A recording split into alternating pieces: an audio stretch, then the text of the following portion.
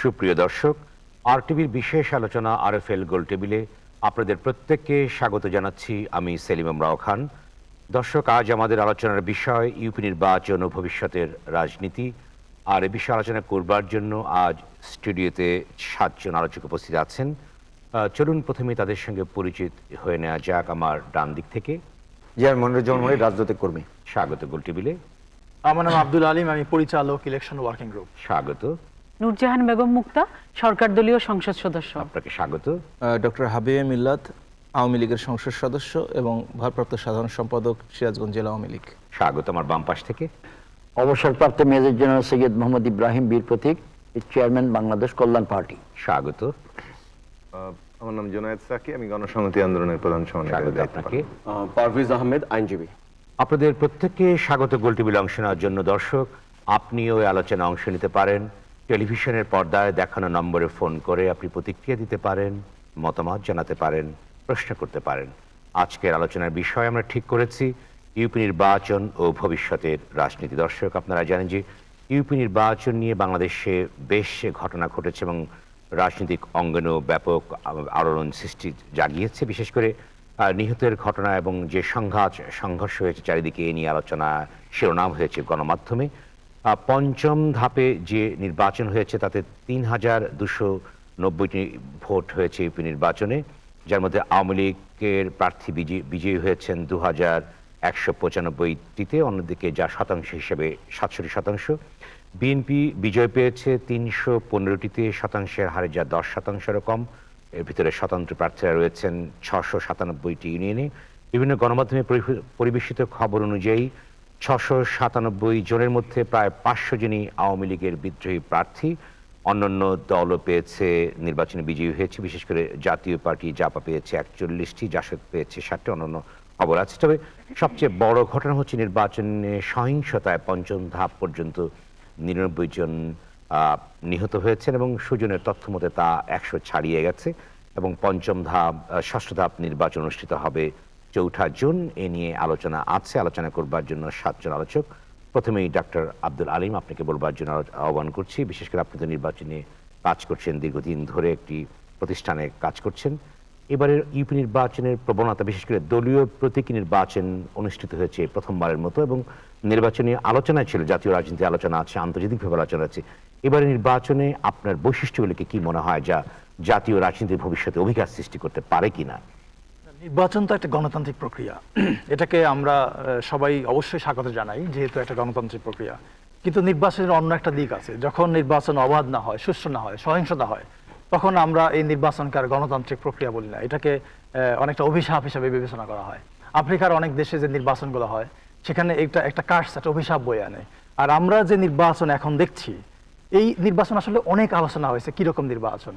আমরা এটার একটা বৈশিষ্ট্য দেখতে পাচ্ছি যে আপনি যেটা বললেন আপনার ভূমিকায় যে এটা সহিংসতায় সুজনের হিসাব মতে ১২৩ জন মানুষ মারা গেছে। আমি কালকে সুজনের কাছ থেকে যেটা পেলাম ১২৩ জন মানুষ, প্রথম আলোর হিসাবে এটা ১০০ জনের একটু বেশি।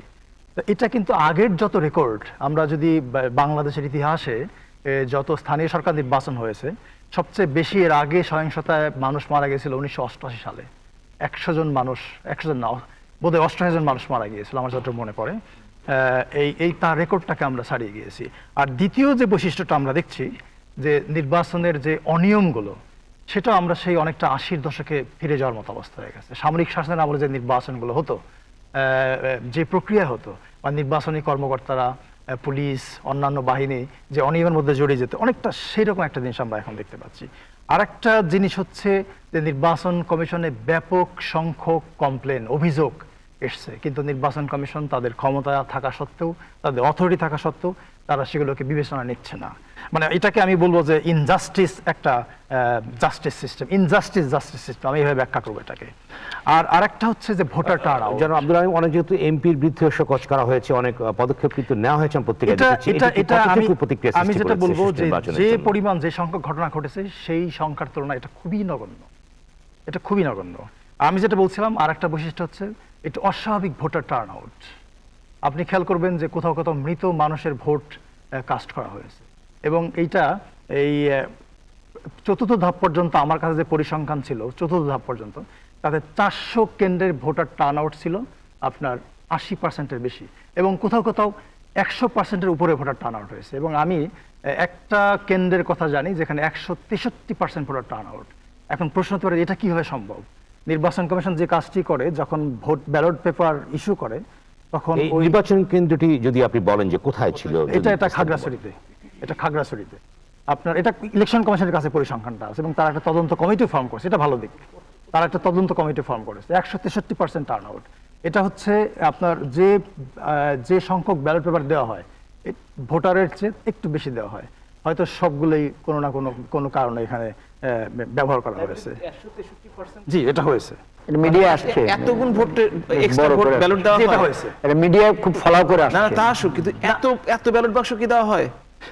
আমার প্রশ্ন এটাই, কারণ আমি নির্বাচনের সাথে আমরা প্রত্যেকে নির্বাচন করে এসেছি, নির্বাচন সম্বন্ধে জানি, কিন্তু আপনি যখন বলবেন 163%, তখন আপনাকে অবশ্যই বলতে হবে যে একটা ভোটের জায়গায় প্রায় 1.6টা ব্যালট পেপার, ওখানে যদি 1000 হয় 1600 ব্যালট পেপার, এটা কখনোই নির্বাচন কমিশন করে না। আমি আপনার আমি আপনার ব্যাপারটা কাছে জানছি, আমি আপনার তারপর একটু উত্তর দিচ্ছি আর কি।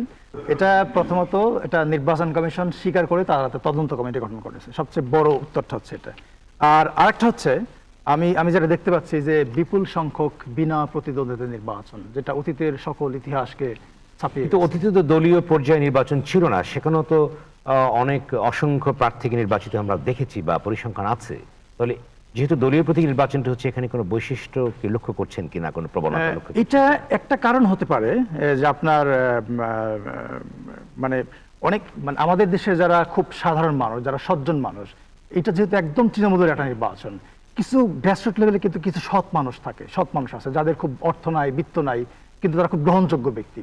অনেকেই ধরে নিয়েছেন যে আমরা এই ধরনের একটা নির্বাচন যেহেতু দলীয় হয়ে গেছে, আমরা একদম তৃণমূলের কাছাকাছি বাস করি, আমরা হয়তো এই ধরনের নির্বাচনে যাব না। এটা একটা কারণ থাকতে পারে।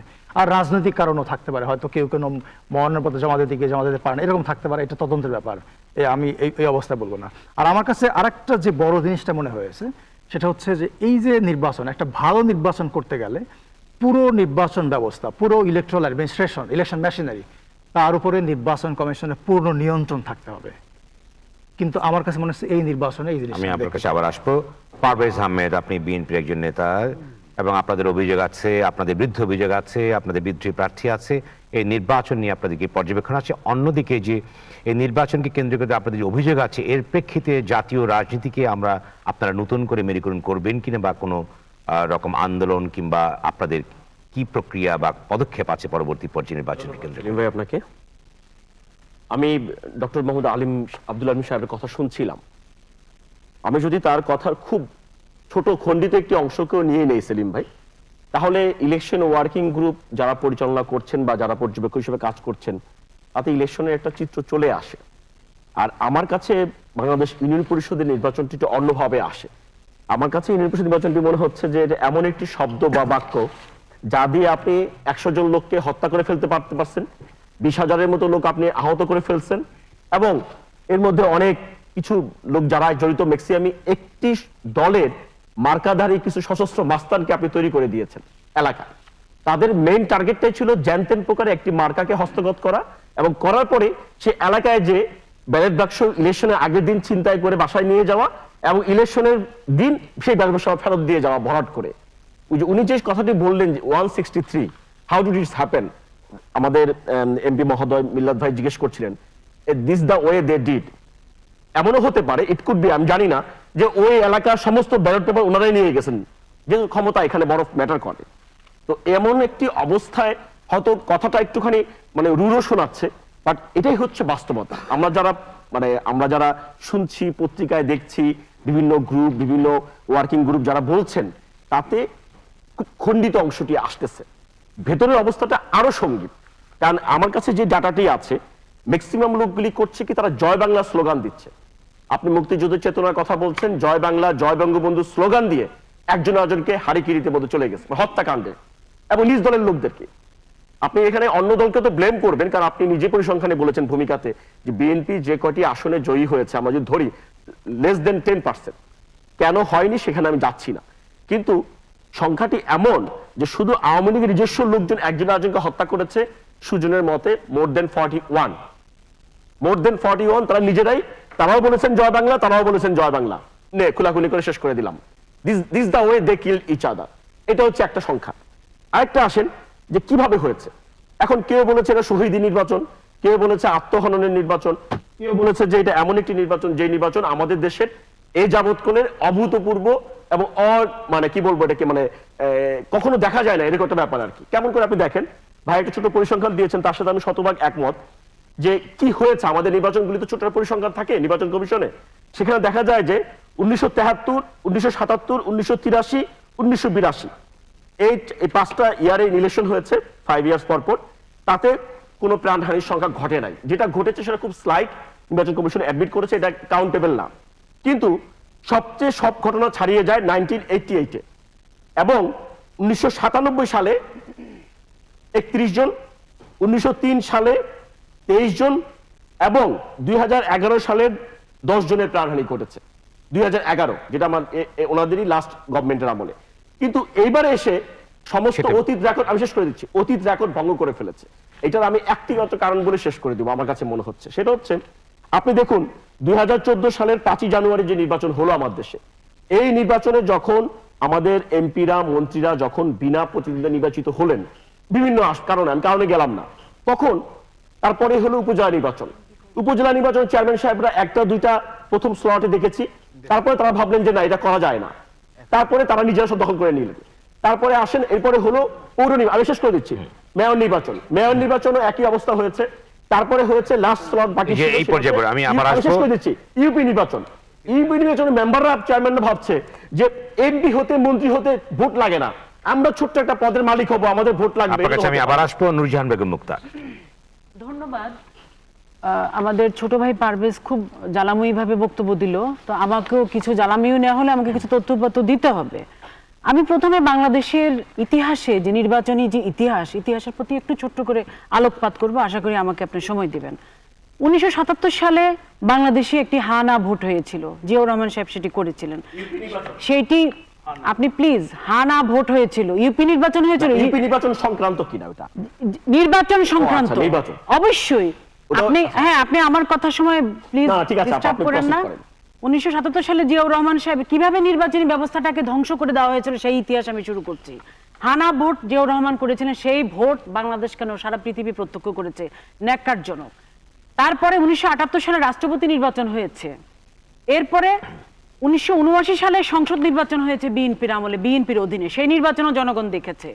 এরপরে 4 নম্বরে হলো ঢাকার মিরপুরে উপনির্বাচন হয়েছে 1993 সালের 2রা ফেব্রুয়ারি। এরপরে 5 নম্বরে হলো মাগুরে উপনির্বাচন হয়েছে 1994 সালের 20 মার্চ।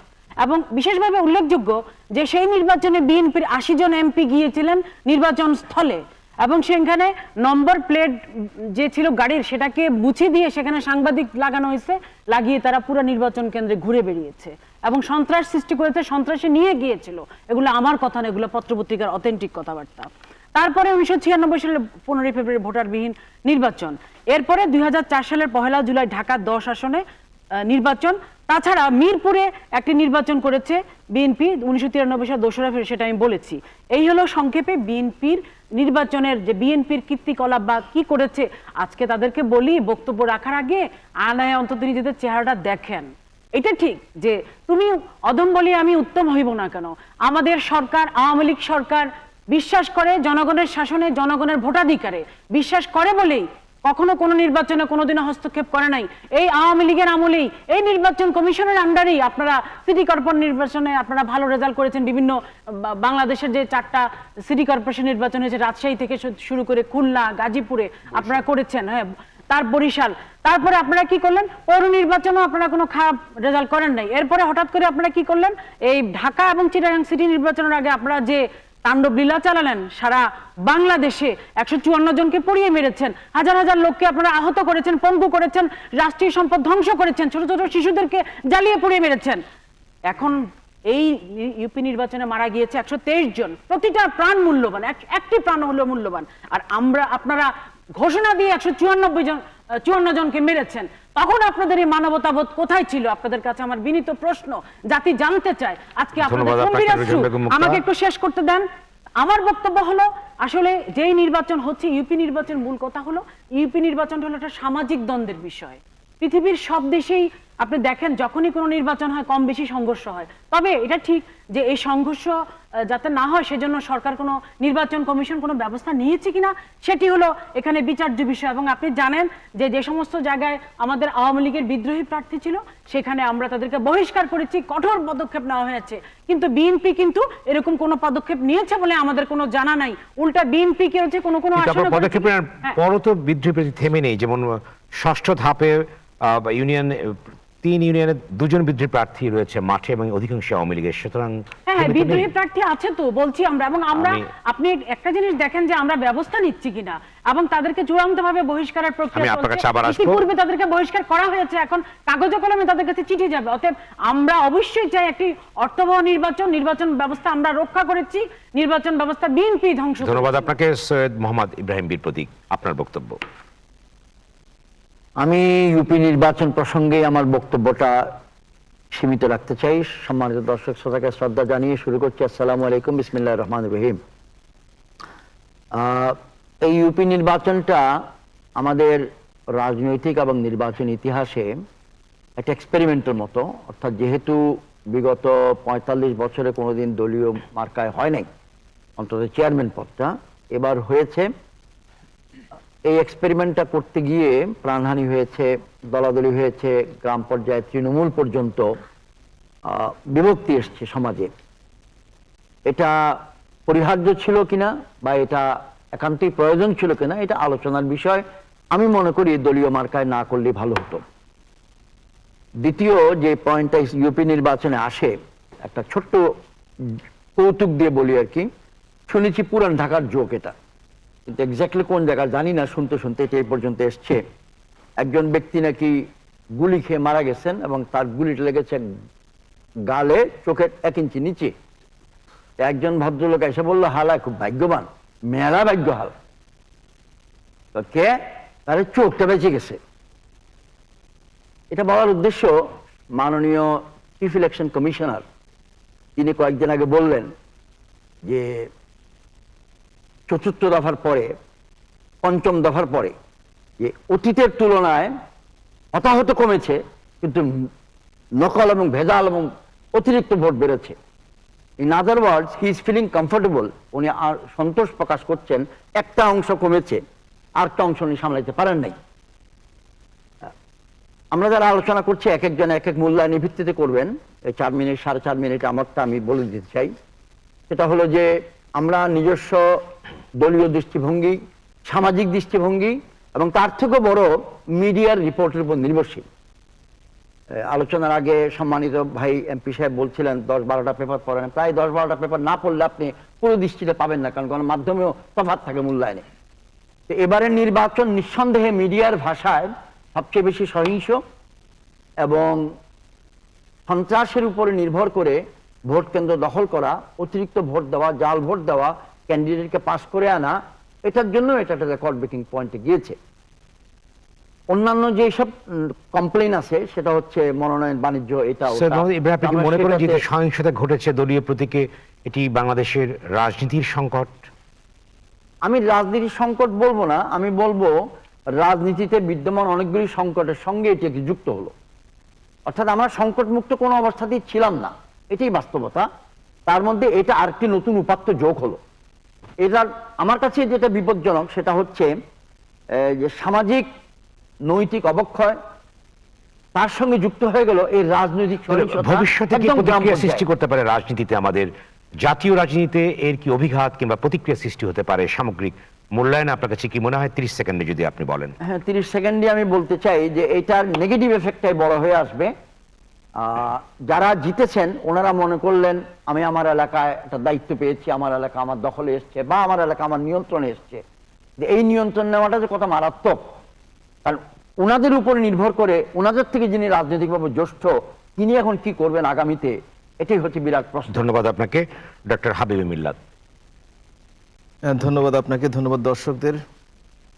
নির্বাচনী প্রক্রিয়া এবং ইউনিয়ন পরিষদ নির্বাচন বিশেষ করে সত্যিকার অর্থে যে প্রাণহানি ঘটেছে, যে হতাহত হয়েছে, যে কোনো বিবেকমান মানুষই এটা আসলে মেনে নিতে চায় না। একটি হত্যাকাণ্ড আমরা চাই না, একটি সংঘর্ষও চাই না, একজন হতাহত মানুষকে আমরা দেখতে চাই না। কিন্তু বাস্তবতায় সেটা কোনো পত্রিকার মাধ্যমে 100-র নিচে কোনো পত্রিকা কারো মাধ্যমে 100-র বেশি লোক মারা গেছে, আমরা অবশ্যই এগুলো চাই না। কিন্তু কেন এই অবস্থার সৃষ্টি হলো বাংলাদেশে, সেটা আমাদের বুঝতে হবে। শুধু একটি বিচ্ছিন্ন নির্বাচন নিয়ে আলোচনা করে আমরা কি সমাধানে পৌঁছতে পারবো? আমাদের দেশের যদি ইতিহাস আপনি পর্যালোচনা করেন, নির্বাচনী ইতিহাস, ইউনিয়ন পরিষদ নির্বাচনের ইতিহাসই আপনি দেখেন, এই 45 বছরের ইতিহাসে সামরিক শাসকরা বেসামরিক বেশে দেশকে শাসন করেছে। দেশের নির্বাচনী প্রক্রিয়ায় শুধু নয়, নির্বাচন কমিশনকে শুধু ব্যক্তিগতভাবে একটা প্রতিষ্ঠানকে দোষ দিয়ে খুব একটা লাভ হবে বলে মনে হবে না, খুব একটা লাভ হয় বলে আমার মনে হচ্ছে না। কারণটা হচ্ছে তারা ধ্বংস করে দিয়ে গেছে বছরের পর বছর। সেই জঞ্জাল ছড়াতেও সময় দিতে হবে। আজকে দলীয় প্রতীকে নির্বাচন হচ্ছে। বাংলাদেশের যতগুলো ইউনিয়ন পরিষদ নির্বাচন হয়েছে, অতীতেও শুধু প্রতীকটা ছিল না, কিন্তু পার্টির সমর্থন সব সময় ছিল, এবং ভবিষ্যতে যদি প্রতীক নিয়ে বা না হোক পার্টির সমর্থন সবসময় থাকবে। এটা বাংলাদেশ নয়, সারা পৃথিবীরই নিয়ম। এবং পৃথিবীর বিভিন্ন দেশেও কিন্তু প্রতীক নিয়ে নির্বাচন হয়, তাতে এত সহিংসতা হয়নি। প্রশ্নটা হচ্ছে সহিংসতার কারণটা কি? প্রতীক নিয়ে নির্বাচন করলে যদি অন্যদিকে সহিংসতা না হয়, তাহলে আমাদের দেশে কেন হলো? এইটা আপনাকে বুঝতে হবে যে এই নির্বাচনে যে 100 থেকে 123 জনের মধ্যে লোক মারা গেল, যে নাম্বারটা যাই হোক না কেন দুঃখজনক, কিন্তু কেন এই অবস্থার সৃষ্টি হলো? কে এদেরকে উৎসাহিত করলো? কেন এই কাজটি হলো? আমাদেরকে একটি প্রশ্ন আপনাকে, যে নির্বাচন যে প্রসেস আমাদের দেশে ইলেকট্রাল প্রসেস আছে, এই প্রসেসটাকে আপনি মনে করেন স্থিতি অবস্থায় আছে না আরো অবনতিশীল, কিংবা কোন অবস্থায় আছে মনে করেন? যে আপনাকে নির্বাচন কমিশনকে প্রথমত শক্তিশালী হতে হবে। নির্বাচন কমিশন একটি সাংবিধানিক প্রতিষ্ঠান, তাদেরকে কাউকে পক্ষে এনে কাউকে বিপক্ষ না রেখে নিউট্রাল ভাবে নির্বাচন পরিচালনা করতে হবে। এটা হচ্ছে আইডিয়াল সিচুয়েশন। আমাদের পার্শ্ববর্তী দেশেও কিন্তু, ভারতেও কিন্তু লোকজন মারা যায়, ভারতেও কিন্তু নির্বাচন এক সহিংসতা হয়, কিন্তু নির্বাচন কমিশন নিয়ে খুব কম লোকই প্রশ্ন উঠান, কারণ তারা শক্ত থাকেন, তারপরে যতটুকু কন্ট্রোল করতে পারেন, যতটুকু পারেন না। কিন্তু আমাদের ভারতের গণতন্ত্র যতদিন, আমাদের তো গণতন্ত্র ততদিন নয়। 91 পরবর্তী সরকারগুলোতে নির্বাচন প্রসেসে কোনো সংকট আছে কিনা আপনি কি মনে করেন? আমি নির্বাচনের সাথে যেহেতু গত 5-7 বছরের প্রত্যক্ষভাবে জড়িত, আমি মনে করি যে নির্বাচন যদি যে এলাকায় যে শক্তিশালী সেই শক্তিটি প্রয়োগ না করেন, তাহলে নির্বাচন ভালো হতে বাধ্য। 500-র উপর নির্বাচন, এটা কি রাজনৈতিক সংকট? বাংলাদেশে তো আমরা তো যেটা বারবার মনে করি যে বাংলাদেশে প্রত্যেকটি সূচকে আগাচ্ছে রাজনীতি বাদ দিয়ে। অবশ্যই রাজনীতি কিনা বলতে পারেন, রাজনীতির মধ্যে তো সংকট থাকা উচিত না, কিন্তু রাজনীতির মধ্যে যে জিনিসটি ঢোকানোর চেষ্টা করা হয়েছে, অর্থ, যেটি হচ্ছে দুর্নীতি, যেটি হচ্ছে যে রাজনীতি না করতে দিয়ে এখান থেকে ওখান থেকে কাউকে ধরে এনে দল গঠন করা, এবং কখনো কখনো তত্ত্বাবধায়ক সরকারের সময় নতুন কিংস পার্টি তৈরি হয়ে যাওয়া, কিংবা যখন আর্মির চিফ মার্শাল থেকে সমস্ত আর্মি রেগুলেশন ভঙ্গ করে দল গঠন করা, রাজনীতি তো ওইখানেই শেষ করে দেওয়া হয়েছে। আওয়ামী লীগের মতো 65 বছরের পুরনো দল যারা গণতান্ত্রিক পন্থায় এসছে, একটি দলও বাংলাদেশে আছে কিনা? যদি গণতন্ত্রের কথাই বলেন, এই যে এখানে দলগুলো রয়েছে, ধরেন কল্যাণ পার্টি কিংবা গণসংহতি আন্দোলন, তারা কি বলতে পারবে তাদের সর্বশেষ কাউন্সিল কবে হয়েছে, এবং তারা যে নেতা নির্বাচিত হয়েছেন কোন গণতান্ত্রিক পদ্ধতিতে তারা নেতা নির্বাচিত হয়েছে? আমার প্রশ্ন রইল তাদের কাছে। জুনায়েদ সাকি, খুবই বেশি আপনার দিকে দৃষ্টি। শুভেচ্ছা জানিয়ে আপনি আরেকটু খোঁজ খবর নিয়ে হয়তো প্রশ্নটা করলে ভালো হতো। যাই হোক, যে প্রশ্ন করেছেন উত্তর দিব।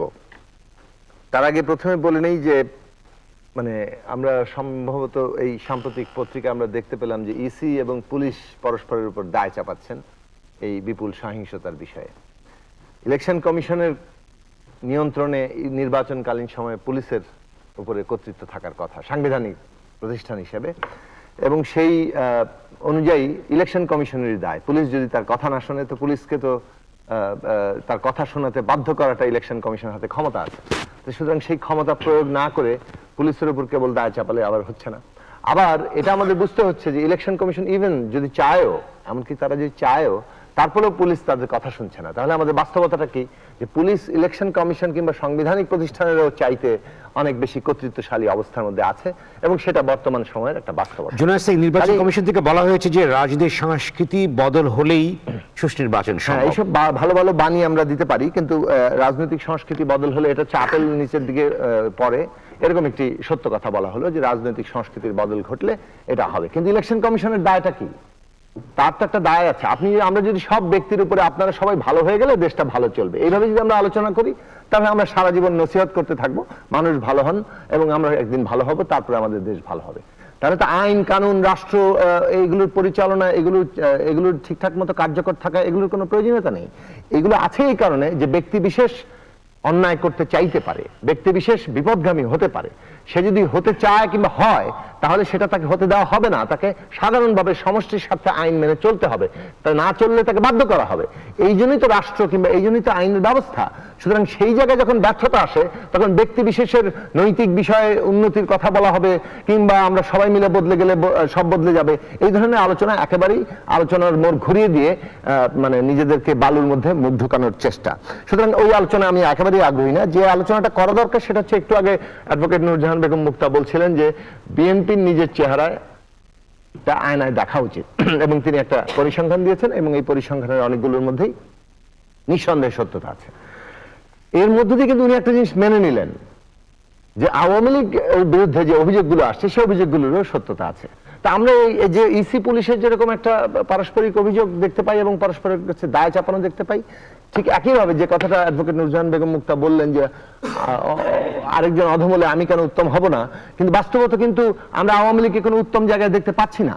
আমরা দেখতে পাচ্ছি যে বর্তমানে রেকর্ড ছাড়িয়ে যাচ্ছে, এবং তার কোন রেকর্ডের সাথে আপনি তুলনা করছেন? 1988 সালে সামরিক শাসক এরশাদের অধীনে একটা নির্বাচন, যে নির্বাচনে কেউই অংশ নেয়, এমনকি আওয়ামী লীগ অংশ নেয়নি। 86 সালে অংশ নিয়েছিল কিন্তু 88 সালে আওয়ামী লীগ অংশ নেয়নি। সেরকম একটি সময়ে নির্বাচনের সাথে এখন তুল্যমূল্য করা হচ্ছে এবং তাকেও ছাড়িয়ে যাওয়ার জায়গা হচ্ছে।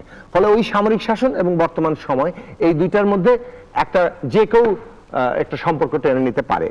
বাংলাদেশের বর্তমান বাস্তবতায় এই যে আমরা নির্বাচন নিয়ে আলোচনা করছি, প্রথমেই আলোচনাটা হওয়া দরকার তো 2014 সালের 5ই জানুয়ারি একটা নির্বাচন হয়েছে, যে নির্বাচনের মধ্যে জনগণের সম্মতির কোনো প্রকাশ ঘটেনি। এমনকি খোদ যেটা ভুলিয়ে দেওয়া হচ্ছে যে খোদ মাননীয় প্রধানমন্ত্রী বলেছিলেন যেটা নিয়ম রক্ষার নির্বাচন। নির্বাচনের 2 দিন আগে তিনি নিজে বলেছেন এবং সেটা আমরা সকলে টেলিভিশনে শুনেছি। কাজে সেই যে নিয়ম রক্ষার নির্বাচনের মধ্যে দিয়ে 5 বছর ক্ষমতা চলছে এবং সেটা চলতে গিয়ে আমরা দেখলাম সমস্ত রাষ্ট্রীয় প্রতিষ্ঠানগুলোর উপরে সরকার তার ব্যাপক এবং একচেটিয়া কর্তৃত্ব কায়েম করেছে। সেটা নির্বাচন কমিশন থেকে শুরু করে, পুলিশ থেকে শুরু করে, আমলাতন্ত্র, সর্বত্র এই যে নিয়ন্ত্রণ, এই নিয়ন্ত্রণের মধ্যে যখন একটা নির্বাচন হচ্ছে, সেটা উপজেলা কিংবা মেয়র কিংবা ইউনিয়ন পরিষদ, নির্বাচনগুলোর কিন্তু একটা চরিত্র দাঁড়িয়ে যাচ্ছে। অর্থাৎ জনগণের দিক থেকে একটা মনোভাব তৈরি হচ্ছে যে এই নির্বাচনগুলো তো অর্থহীন। কারণ মূল ক্ষমতা যখন থাকে স্বৈরাচারী, স্বেচ্ছাচারী এবং সেটা ক্রমেই ফ্যাসিবাদী হয়ে উঠতে চায়, তখন কিন্তু আর কোনো নির্বাচনের কোন অর্থবহতা থাকে না। নির্বাচন কমিশন ইউপি নির্বাচন এখন অর্থবহতা হারিয়ে, ইউপি নির্বাচন অর্থবহতা হারিয়ে এখন সরকারি দলের কে বসবেন এই ইউনিয়ন পরিষদগুলোর মধ্যে, সেইটাই এখন নির্ধারণ করা বিষয়ে দাঁড়িয়েছে এবং সেইখানে বিপুল মনোনয়ন বাণিজ্য এবং ধন্যবাদ আপনাকে। জোনাস থেকে আবার আসবো, ফোন লাইনটি কেটে গেছে, আপনার কাছে আবার আসবো। মনিরুজ্জামান মনির। জি ধন্যবাদ। আমি আমার কথা বলার শুরুতেই আজকে সকালে আমাদের মাঝ থেকে হারিয়ে গেছেন ফাহিম মুনায়েম, ওনার বিদায়াত্মার মাগফিরাত কামনা করছি। শোকসন্তপ্ত পরিবারে গভীর সমবেদনা যাচ্ছি আমাদের প্রিয় সংগঠন বাংলাদেশ আওয়ামী লীগের পক্ষ থেকে। আমি ইউপি নির্বাচন সম্পর্কে মানে সকলের কথা শুনলাম, আমার কাছে বেসিক কয়েকটা পয়েন্ট নিয়ে আমি কথা বলতে চাই। নির্বাচনটা কেন সহিংসতাপূর্ণ হলো? আমি বলছি না এই ইলেকশনটা ফ্রি, ফেয়ার, ক্রেডিবল এবং খুব স্বচ্ছ একটা নির্বাচন হয়েছে। আমি এই দাবি করছি না। আমার কথা আমাকে বলতে দেন, দেন আপনি বুঝবেন যে এটা স্বচ্ছ কি অস্বচ্ছর প্রশ্ন। আপনি যদি নির্বাচনটাকে, এই ইউনিয়ন পরিষদ নির্বাচনটাকে যদি একটি ষড়যন্ত্রমূলক ভাবে এই নির্বাচনটাকে যদি বিতর্কিত করতে চান, এই নির্বাচন কমিশনকে জাতির কাছে, আন্তর্জাতিক মহলের কাছে যদি প্রমাণ করতে চান এই নির্বাচন কমিশন ব্যর্থ এবং এই নির্বাচন কমিশনের অধীনে এতগুলো মানুষ হত্যা হয়েছে, এই নির্বাচন কমিশন ব্যর্থতা দায় দায়িত্ব নিয়ে তারা সরে যাবে। আমি কেন এই কথাগুলো বলছি? বিএনপি নির্বাচনে পলিটিক্যালি, মেন্টালি এই ইউনিয়ন পরিষদ নির্বাচনে মানসিকভাবে, রাজনৈতিকভাবে প্রস্তুত ছিল না এবং না থাকার কারণে কেন বিএনপি মানসিকভাবে এবং রাজনৈতিকভাবে প্রস্তুতি ছিল না সেটা নির্বাচন কমিশনের মেয়াদ কিন্তু ফেব্রুয়ারি পর্যন্ত আছে। আমি যে কথা বলছি, যাই হোক সেটা পরে, আমি যে কথা বলছি কেন এই নির্বাচনটাকে বিএনপি ষড়যন্ত্রমূলকভাবে নিয়েছে, অর্থাৎ জাতির সামনে এবং গোটা দুনিয়ায় প্রমাণ করতে চেয়েছে এই নির্বাচন কমিশন ব্যর্থ, এই সরকারের অধীনে, এবং সরকারকেও লিঙ্ক করার চেষ্টা করেছে সরকারকে লিঙ্ক করা মানে সেই সরকারটি পরিচালনা কারা আছে? আওয়ামী লীগ আছে। আওয়ামী লীগকে এখানে ব্যর্থতার দায় দায়িত্ব নিয়ে এই রকমের একটা যখন অবস্থা করতে চাইছে, প্রথম এবং দ্বিতীয় ধাপের পরে বাংলাদেশ আওয়ামী লীগের পক্ষ থেকে বাংলাদেশ আওয়ামী লীগের যুগ্ম সাধারণ সম্পাদক মাহবুবুল আলম হানিফের নেতৃত্বে নির্বাচন কমিশনে যে দলের অবস্থান, মাননীয় প্রধানমন্ত্রী কি চান নির্বাচনটাকে স্বচ্ছ, fair, free, fair and credible election যাতে হয়, তার জন্য আমার দলের অবস্থানটাকে ক্লিয়ার করে দিয়েছে। কেন আমি এই কথা বললাম? বিএনপি যেহেতু জানে দীর্ঘ 93টি দিন আন্দোলনের নামে আগুন সন্ত্রাসের মধ্য দিয়ে শত শত মানুষকে পুড়িয়ে মেরেছে, আমি এই কথাটি শুধুমাত্র আরটিভি আজকে রাউন্ড টেবিলে বলছি নয়, আমি অনেকগুলো টেলিভিশন চ্যানেলে এই কথা বলেছি। নির্বাচন যদি করতে হয়, আপনাকে মানুষের মাঝে যখন ভোট চাইতে হবে, তখন আপনার আবেদন থাকতে হবে আপনার পক্ষে আমি কেন ভোটটি করব, আপনাকে কেন আমি ভোটটি দেব, কেন আপনাকে আমি বেছে নেব। সেই রকমের আবেদন বিএনপির রাজনীতিতে এই ইউনিয়ন পরিষদ নির্বাচনে তাদের সেই আবেদনটা ছিল না। যেহেতু তারা এই নির্বাচনে ব্যর্থতার পরিচয় দেবে, যেহেতু এই নির্বাচনে তাদের কর্মীদেরকে বুস্ট আপ করে মানুষের রায় তাদের পক্ষে নিয়ে আসতে পারবে না, সেই কারণেই ষড়যন্ত্রমূলকভাবে বিএনপি এই নির্বাচনটাকে একটি ব্যর্থতায় পর্যবেসিত করার চেষ্টা করেছেন। কিন্তু মনিরুজ্জামান মনির, যে দ্বন্দ্বগুলো হয়েছে অধিকাংশ দেখা যাচ্ছে বিদ্রোহী প্রার্থী আওয়ামী লীগের আমি সে কথাই বলছি, এবং বিদ্রোহী প্রার্থীদের পক্ষে আমি একটি নির্বাচনী এলাকার প্রতিনিধি হিসেবে কাজ করি। আমার নিজের নির্বাচনী এলাকায় আমি প্রতিটা নির্বাচনের সময় থাকি। 86 থেকে জাতীয় সংসদের নির্বাচন থেকে আজ পর্যন্ত যতগুলো নির্বাচন হয়েছে আমি সরাসরি শারীরিকভাবে উপস্থিত থেকে আমি আমার দলের পক্ষে কর্মকাণ্ড চালাই। বিএনপির এবারে নির্বাচনে আমার নিজস্ব নির্বাচনী এলাকায়ও বিএনপির কর্মীরা তারা ঘরে বসেছিল, এবং বিএনপির যে সমস্ত কর্মী ইউনিয়ন পরিষদের চেয়ারম্যান আমার 12টি ইউনিয়নে হয়, সেখানে সেই সমস্ত যোগ্য প্রার্থীরা বিএনপির পক্ষে ভোট করতে যায়নি, বিএনপি তাদের প্রার্থী পায়নি। এবং বিএনপির প্রার্থীরা আমি দেখেছি আমার নির্বাচন এলাকায় আমার দলের ভিতরে ঢুকে, এবং দলের যদি কোনো বিদ্রোহী প্রার্থী থাকে তার পক্ষে তাদের অবস্থান নিয়েছে। আমি এই কথা আগে এই কারণেই বললাম, বিএনপি একটি ষড়যন্ত্রমূলকভাবে এগুলো কি শনাক্ত করা গেছে যে বিএনপি অনুপ্রবেশ করেছে বা আমি আপনার কাছে এটি শুনবো। তার আগে একটি বিরতি যাচ্ছে দর্শক, একটি বিরতি নিচ্ছি, আলোচনা করছি ইউপি নির্বাচন ও ভবিষ্যতের রাজনীতির সঙ্গেই থাকুন।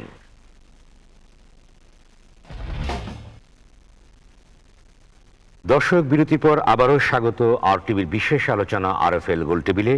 আপনাদের সঙ্গে আছি আমি সেলিম ইমরান খান। আলোচনার বিষয় ইউপি নির্বাচন ও ভবিষ্যতের রাজনীতি। মনিরুজ্জামান মনির, যেখানে আপনি শেষ করছিলেন যে অনুপ্রবেশ ঘটেছে, যারা দ্বন্দ্ব সংঘাত করছে, আপনার এটি একটা অভিযোগ ছিল, আপনি এর পক্ষে কি যুক্তি আছে? যুক্তিটা হলো আপনার এটা খুব সহজ হলো এই সেন্সে, যখন বিএনপি নির্বাচনটাকে বিতর্কিত করতে চাচ্ছে, যখন এই নির্বাচনটা যাতে সুষ্ঠু মতন দেশের মানুষের সামনে প্রতীয়মান না হয়, তখন তারা এই পন্থা এই পদ্ধতি অবলম্বন করেছে। এখন আপনি যেমন জুনায়েদ সাকি একটা কথা বলেছেন যে 2014 5ই জানুয়ারি নিয়ম রক্ষা নির্বাচন মাননীয় প্রধানমন্ত্রী স্পেসিফিক আমি উত্তরটা চাচ্ছিলাম যে আমরা অন্য রাউন্ডে চলে যাব, অন্য বক্তার কাছে, আপনি সেই জবাবটি দিন। না, এটা তো আপনার প্রতীয়মান। আমার নির্বাচনী এলাকায় এই পরিস্থিতি হয়েছে। বিএনপি নির্বাচনে পার্টিসিপেট করে না, আমাদের দলের একজন প্রার্থী ছিল, তাকে প্যাট্রোনাইজ করেছে তারা দলের বিএনপির একজন ঊর্ধ্বতন নেতা, তাকে টাকা দিয়ে যাতে মারামারি, কাটাকাটি, এই রকমের সহিংস পরিবেশ হয়, সেই রকম পরিস্থিতি তৈরি করেছে। আমি নিজে মাননীয় স্বরাষ্ট্রমন্ত্রীর সাথে কথা বলে সেই পরিস্থিতি যাতে কোনো রকমের কোনো অ্যাবনর্মাল সিচুয়েশন না হয়, আমার পাশের জেলায় যেটা হয়েছে সেখানে আমরা সেই কারণে আমি একটা মিনিটে আমি ছেড়ে দিচ্ছি। জুনায়েদ সাকির কাছে আমার মানে এই যে প্রশ্নটা আপনি করছেন 2014 5ই জানুয়ারি নির্বাচন, আপনি এটা মানে ভালো একটা প্রশ্ন উত্থাপন করেছেন। 2014 5ই জানুয়ারি নির্বাচনে বাংলাদেশ আওয়ামী লীগ বা মাননীয় প্রধানমন্ত্রী এই নির্বাচন যাতে বিএনপি সহ সমস্ত রাজনৈতিক দল আসেন, তার জন্য মাননীয় প্রধানমন্ত্রী তৎকালীন বিরোধী দল নেত্রী বেগম খালেদা জিয়াকে টেলিফোনে আহ্বান জানিয়েছিলেন, তার সাথে চায়ের দাওয়াত দিয়েছিলেন। সেই কথা আমি গেলাম না। 2014 5ই জানুয়ারি নির্বাচনে বিএনপির স্ট্যান্ডটা কি ছিল, আপনাকে সেই জিনিসটা বুঝতে হবে। ধন্যবাদ আপনাকে। প্রতিহত করতে চেয়েছিলেন না বয়কট করতে চেয়েছিলেন? বিএনপি প্রতিহত করতে চেয়েছিল, প্রতিহত করতে যে 500-র অধিক স্কুল ঘর পুড়িয়ে দিয়েছে, প্রিজাইডিং অফিসারকে হত্যা করেছে, মানুষ হত্যা করেছে। অর্থাৎ আপনি যদি নির্বাচনকে প্রতিহত করতে চান, বয়কট করেননি, প্রতিহত করতে চেয়েছেন। মাননীয় প্রধানমন্ত্রী নিঃসন্দেহে নির্বাচিত হওয়ার পরে তার যখন সমস্ত কিছু আইন শৃঙ্খলা রক্ষাকারী বাহিনীর মধ্যে দেশের যদি সার্বিক পরিস্থিতি শান্তিপূর্ণ অবস্থায় নিয়ে আসতে পারে, 5টি বছর একটি গণতান্ত্রিক ধারাবাহিকতা রক্ষা করে আগামী 5 বছর পর্যন্তই বিএনপি। ধন্যবাদ আপনাকে মনিরুজ্জামান মনির। আবার আসবো আপনার কাছে। আমি ব্যারিস্টার পারভেজ আহমেদ, আপনি বলুন যে আপনার বক্তব্য। ধন্যবাদ সেলিম ভাই আপনাকে। আমি আমার আওয়ামী বন্ধুদের তিনজনের বক্তব্যটা একটু রেকর্ড করেছিলাম একটুখানি, জাস্ট আমি কুইক 10 সেকেন্ডে এটা আমি একটু আলোচনা করতে চাই। আপার কথা যদি ধরি প্রথমেই, আমরা এখানে বসেছিলাম বোধহয় ইউপি নির্বাচনের একটা পরিসংখ্যান নিয়ে কথা বলছিলাম, কিরকম কম্পারেটিভলি ভালো খারাপ মন্দ কি হয়েছে না হয়েছে। তো আপা একটু ব্রড সেন্সে দেখেছেন, যেহেতু উনি মাননীয় সংসদ সদস্য, উনি সংসদ নির্বাচনের কথাগুলি বারবার এনেছেন, হ্যাঁ না ভোট বলেছেন, কিন্তু এর আগে 73-এর ব্যালট বাক্স ছিনতাইয়ের ঘটনাটা বলতে ভুলে গিয়েছিলেন। আমি মনে করে দিলাম, কিন্তু আমি বলেছিলাম যে পরিসংখ্যানটি সেখানে ছিল 73-এর নির্বাচনের কথা ছিল, 77-এর কথা ছিল, 83-র কথা ছিল, 92-এর কথাও ছিল। আমি কিন্তু কোনটাকে পিক এন্ড চুজ করি নাই। আপার কষ্ট করে শুধু বিএনপি আমলে নির্বাচনের কথাগুলি বলেছেন আর কি। আর এক মাগুরা আর এক ঢাকা 10, এরপরে মা কতবার গুড়া হয়ে গেছে এটা কিন্তু আমার আর মনে নাই, এটা ভুলে গেছি আমরা। এখন আপনি আসুন, এই জন্য অর্ধ সত্য তথ্য অর্ধ তথ্য কিন্তু সমস্যা সৃষ্টি করে। আর আমার বন্ধু মনির মাত্র বলার চেষ্টা করলো, আমি কাউন্ট করছিলাম, মানে ওর ফার্স্ট স্লটের বক্তব্য সেকেন্ড স্লটের সব মিলিয়ে 18 বার উনি বিএনপির নাম নিল, আওয়ামী লীগের নাম নিল 5 বার। এই হচ্ছে রাজনীতির অবস্থা, মানে বৈকল্য কোথায় যায় থাকে তার কিন্তু একটা পরিসংখ্যান আমি দিয়ে দিলাম মাত্র। আপনারা দেখবেন কালকে প্রচার হবে, দেখে নেবেন দয়া করে। মানে বিএনপি এবং বিএনপি এবং বিএনপি, এই যারা যখন বিএনপি নির্বাচন করেনি, ষড়যন্ত্র করেছে, পূর্ব পরিকল্পিত বিচ্ছিন্ন ঘটনা, এই গল্প তো আমরা গত 2.5 বছর শুনতে মুখস্থ হয়ে গেছে। তো সেই হিসেবে মিল্লাত ভাইকে ধন্যবাদ দিব, উনি এটা সত্য ভাষণের জায়গা ছিল। উনি একটা জায়গায় এমফেসিস দেওয়ার চেষ্টা করেছেন যে নির্বাচন কমিশনকে আমাদের ডেভেলপ করতে হবে। আমি বিনয়ের সহিত মিল্লাত ভাইকে জিজ্ঞাসা করতে চাই, এখন তো ওনারা পার্লামেন্টে একচ্ছত্রভাবে 300 আসনেই তারা আছেন, কারণ যেহেতু জাপা কোনো আলাদা পার্টি না, আমার বন্ধু মনি সেটা প্রশ্ন করে দিয়ে গেছে, এখানে যা আছে কোনো বিচ্ছিন্ন কোনো দল নেই, সবাই একত্রিত একটা দল। সেই দলের মধ্যে এই 300 আসনের 300 এমপি এক দলের নেতৃত্ব ঐক্যবদ্ধ, যেখানে সেখানে তারা পার্লামেন্টে নির্বাচন কমিশনকে স্ট্রেংথেন করার জন্য, অ্যাকাউন্টেবল করার জন্য, বেটার করার জন্য, রিজনেবল করার জন্য, ফাংশনাল করার জন্য কোন বিলটা আনতে কোন পার্লামেন্টের মেম্বার নিষেধ করেছে? একটু দয়া করে তার প্রশ্ন জিজ্ঞাসা করতে চাই। they could have bring any source of bill যে দিয়ে তারা নির্বাচনকে স্ট্রেংথেন করতে পারে।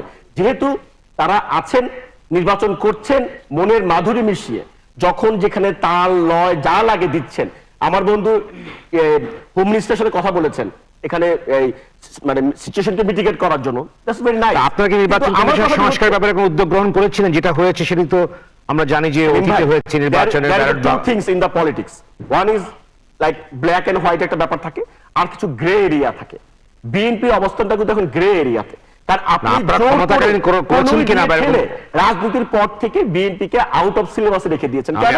আপনি ভাবছেন আপনার মিশন 2041, আপনি এই মুহূর্তে একদলীয় একটা ব্যবস্থা চাচ্ছেন, বিএনপি আপনাকে হেল্প করছে। স্ট্রেংথেন করেন, পুলিশকে আরো বেটার করেন, এই বাংলাদেশের গণমাধ্যমকে আরো স্ট্রং করেন, কোনো আপত্তি নেই। আপনাকে একটি প্রশ্ন, পারভেজ আহমেদ, আমরা নির্বাচনের আলোচনা করছি, কিন্তু এর ইম্প্যাক্টটা আমাদের রাজনীতি কি ধরনের পড়তে পারে বা আমাদের রাজনীতির ভবিষ্যৎ কি, আমরা যে সংকট সবসময় এই বিষয়টি কি বলেন? কিন্তু আপনি দেখেন বাংলাদেশের জাতীয়তাবাদী দল, আমার বন্ধু কিন্তু স্বীকার করে গেল, there is no democracy without BNP, there is no election without BNP, কারণ বিএনপি না করলে সিলেকশন হয়ে যায়। 2014 there is a very big example. So আপনাকে কিন্তু কারোর সাথে বার্গেন করতে হলে, কথা বলতে হলে there is only one force, সেটা হচ্ছে বিএনপি। উইথাউট বিএনপি বাংলাদেশের ডেমোক্রেসি বলুন, অ্যাকাউন্টেবিলিটি বলুন, যাই বলুন, সবকিছু কিন্তু ছিন্ন ভিন্ন হয়ে যায়, যে তারা ফেস করতেছে এখন। ধন্যবাদ আপনাকে, ধন্যবাদ আপনাকে। পড়ে যায় এবং কম্পিটিশন হয় স্বৈরাচারের সাথে সঙ্গে। আমি আবার আসবো আপনার কাছে, এবং বেশি পাল্লায় তারা নাম দেখাতে সক্ষম হয়েছে। আমি আপনার কাছে আসবো। জি, আমি একটু মানে এই মিল্লাত ভাই এবং ব্যারিস্টার পাসভের যে কথাটা নিয়ে আসছেন, আপনিও প্রশ্ন করেছেন যে নির্বাচনী প্রক্রিয়ার সংস্কার, এটার যে অবস্থাটা, আমি এই বিষয়টা নিয়ে একটু বলতে চাই। এবং আমি আমার বক্তব্যের শুরুতে যেটা বলেছিলাম যে এই যে নির্বাচনী প্রশাসন, তার উপরে যে নিয়ন্ত্রণ, এটা অত্যন্ত গুরুত্বপূর্ণ একটা দিক। কারণ আপনি যেটা বলছেন ভবিষ্যতের রাজনীতি, আমাদের যে মূল রাজনীতি সেটা কিন্তু আসলে অনেকটাই নির্বাচনকে ঘিরে, এটা অস্বীকার করার কোনো উপায় নাই। কাজে আমাদেরকে এই যে অবস্থা, এখান থেকে বের হয়ে আসতে হবে। আমরা কিভাবে বের হব? আমি আসলে আপনাকে যেটা বলতে চাচ্ছিলাম যে আমাদের যে নির্বাচন কমিশন, আমরা যদি আইনগত দিকগুলো দেখি, আমাদের সংবিধান, আমাদের যে নির্বাচনী আইন আছে, ইলেকট্রাল লিগ্যাল ফ্রেমওয়ার্ক আছে, আমি যদি ভারতের সঙ্গে তুলনা করি তাহলে আমাদের আইন কিন্তু অনেক ভালো। কিন্তু আমরা যদি ইন টার্মস অফ প্র্যাকটিস সেই জায়গাটাতে আমরা অনেক পিছিয়ে আছি। অনুশীলনটা নাই কেন আপনার কাছে? আমি সেটা আপনাকে বলছি, আমাদের সেটা বলছি। আমি ছোট্ট একটা উদাহরণ দিই আপনাকে। এই যে ভারতে আপনারা অনেকেই বলেছেন ভারতের উদাহরণ, ভারতে 2014 সালে যে পার্লামেন্ট ইলেকশন হয়ে গেছে 9টা ধাপে, 7টা ধাপ ইলেকশন হওয়ার পরে ভারতের যে সেনাবাহিনী প্রধান ছিলেন ওনার মেয়াদটা শেষ হয়ে গেল, এবং তখন ওই প্রাইম মিনিস্টারের নেতৃত্বে একটা কমিটি আছে যে কিভাবে ওরা সেনা প্রধান নিয়োগ দেবে, একটা কমিটি আছে, তারা একজনকে ঠিক করে ফেললো। ইলেকশন কমিশন এই মেসেজটা তাদের কানে আসলো যে আর্মি চিফ এখন চেঞ্জ হচ্ছে। তখন কমিশন চিন্তা করে দেখলো যে এই নির্বাচন কালে যদি এরকম একটা ঘটনা ঘটে তার একটা ইম্প্যাক্ট চলে আসতে পারে নির্বাচনের উপরে। হ্যাঁ, তখন তারা they send a note to file to the law ministry. Law মিনিস্ট্রির কাছে ওইভাবে তারা যায় সরকারের কাছে, ল মিনিস্ট্রি আমাদের দেশেও তাই। তো তারা একটা নোট টু ফাইল পাঠালো যে এখন যেন কোনো অবস্থাতেই সেনাপ্রধান নিয়োগ দেওয়া না হয়। এবং প্রধানমন্ত্রীর টেবিলে যখন এটা গেছেন, প্রধানমন্ত্রী ওকে করে দিয়েছেন যে ওকে, আমরা নির্বাচন কমিশনের আধিপত্য, নির্বাচন কমিশন নিয়ন্ত্রণ দেখতে চাই। এখন প্রশ্ন কি, ভারতের নির্বাচন কমিশন সেনাপ্রধান নিয়োগ করে না, কোনো আইন নাই, কোথাও নাই। কিন্তু রাজনীতিতে প্রধান জনাব আব্দুল আলিম, যে রাজনীতিতে প্রধান যে তারা নিয়ন্ত্রণ করছে, সুতরাং আপনি নির্বাচন কমিশনকে রাজনীতিবিদদের সুপারসিড করতে পারে? নির্বাচনী প্রক্রিয়া যখন হবে তখন নির্বাচন কমিশনের সেখানে প্রধান। আজকে বাঁশখালীতে একটা ঘটনা ঘটছে, আমি একটু বলতেছিলাম, বাঁশখালীতে উপজেলা নির্বাচন কর্মকর্তাকে পেটানো হয়েছে সম্ভবত, আমি যতটুকু শুনেছি একজন সংসদ তাকে পিটিয়েছে, এবং নির্বাচন কমিশন প্রাথমিক যে ব্যবস্থাটা নিয়েছে সেখানে নির্বাচন স্টপ করে দিয়েছে, স্থগিত সব। এটা অত্যন্ত, এটা শুধুমাত্র ওই যে নির্বাচন কর্মকর্তাকে পেটানো তা না, এটা আমি মনে করি যে পুরো নির্বাচন কমিশনকে পেটানো হয়েছে।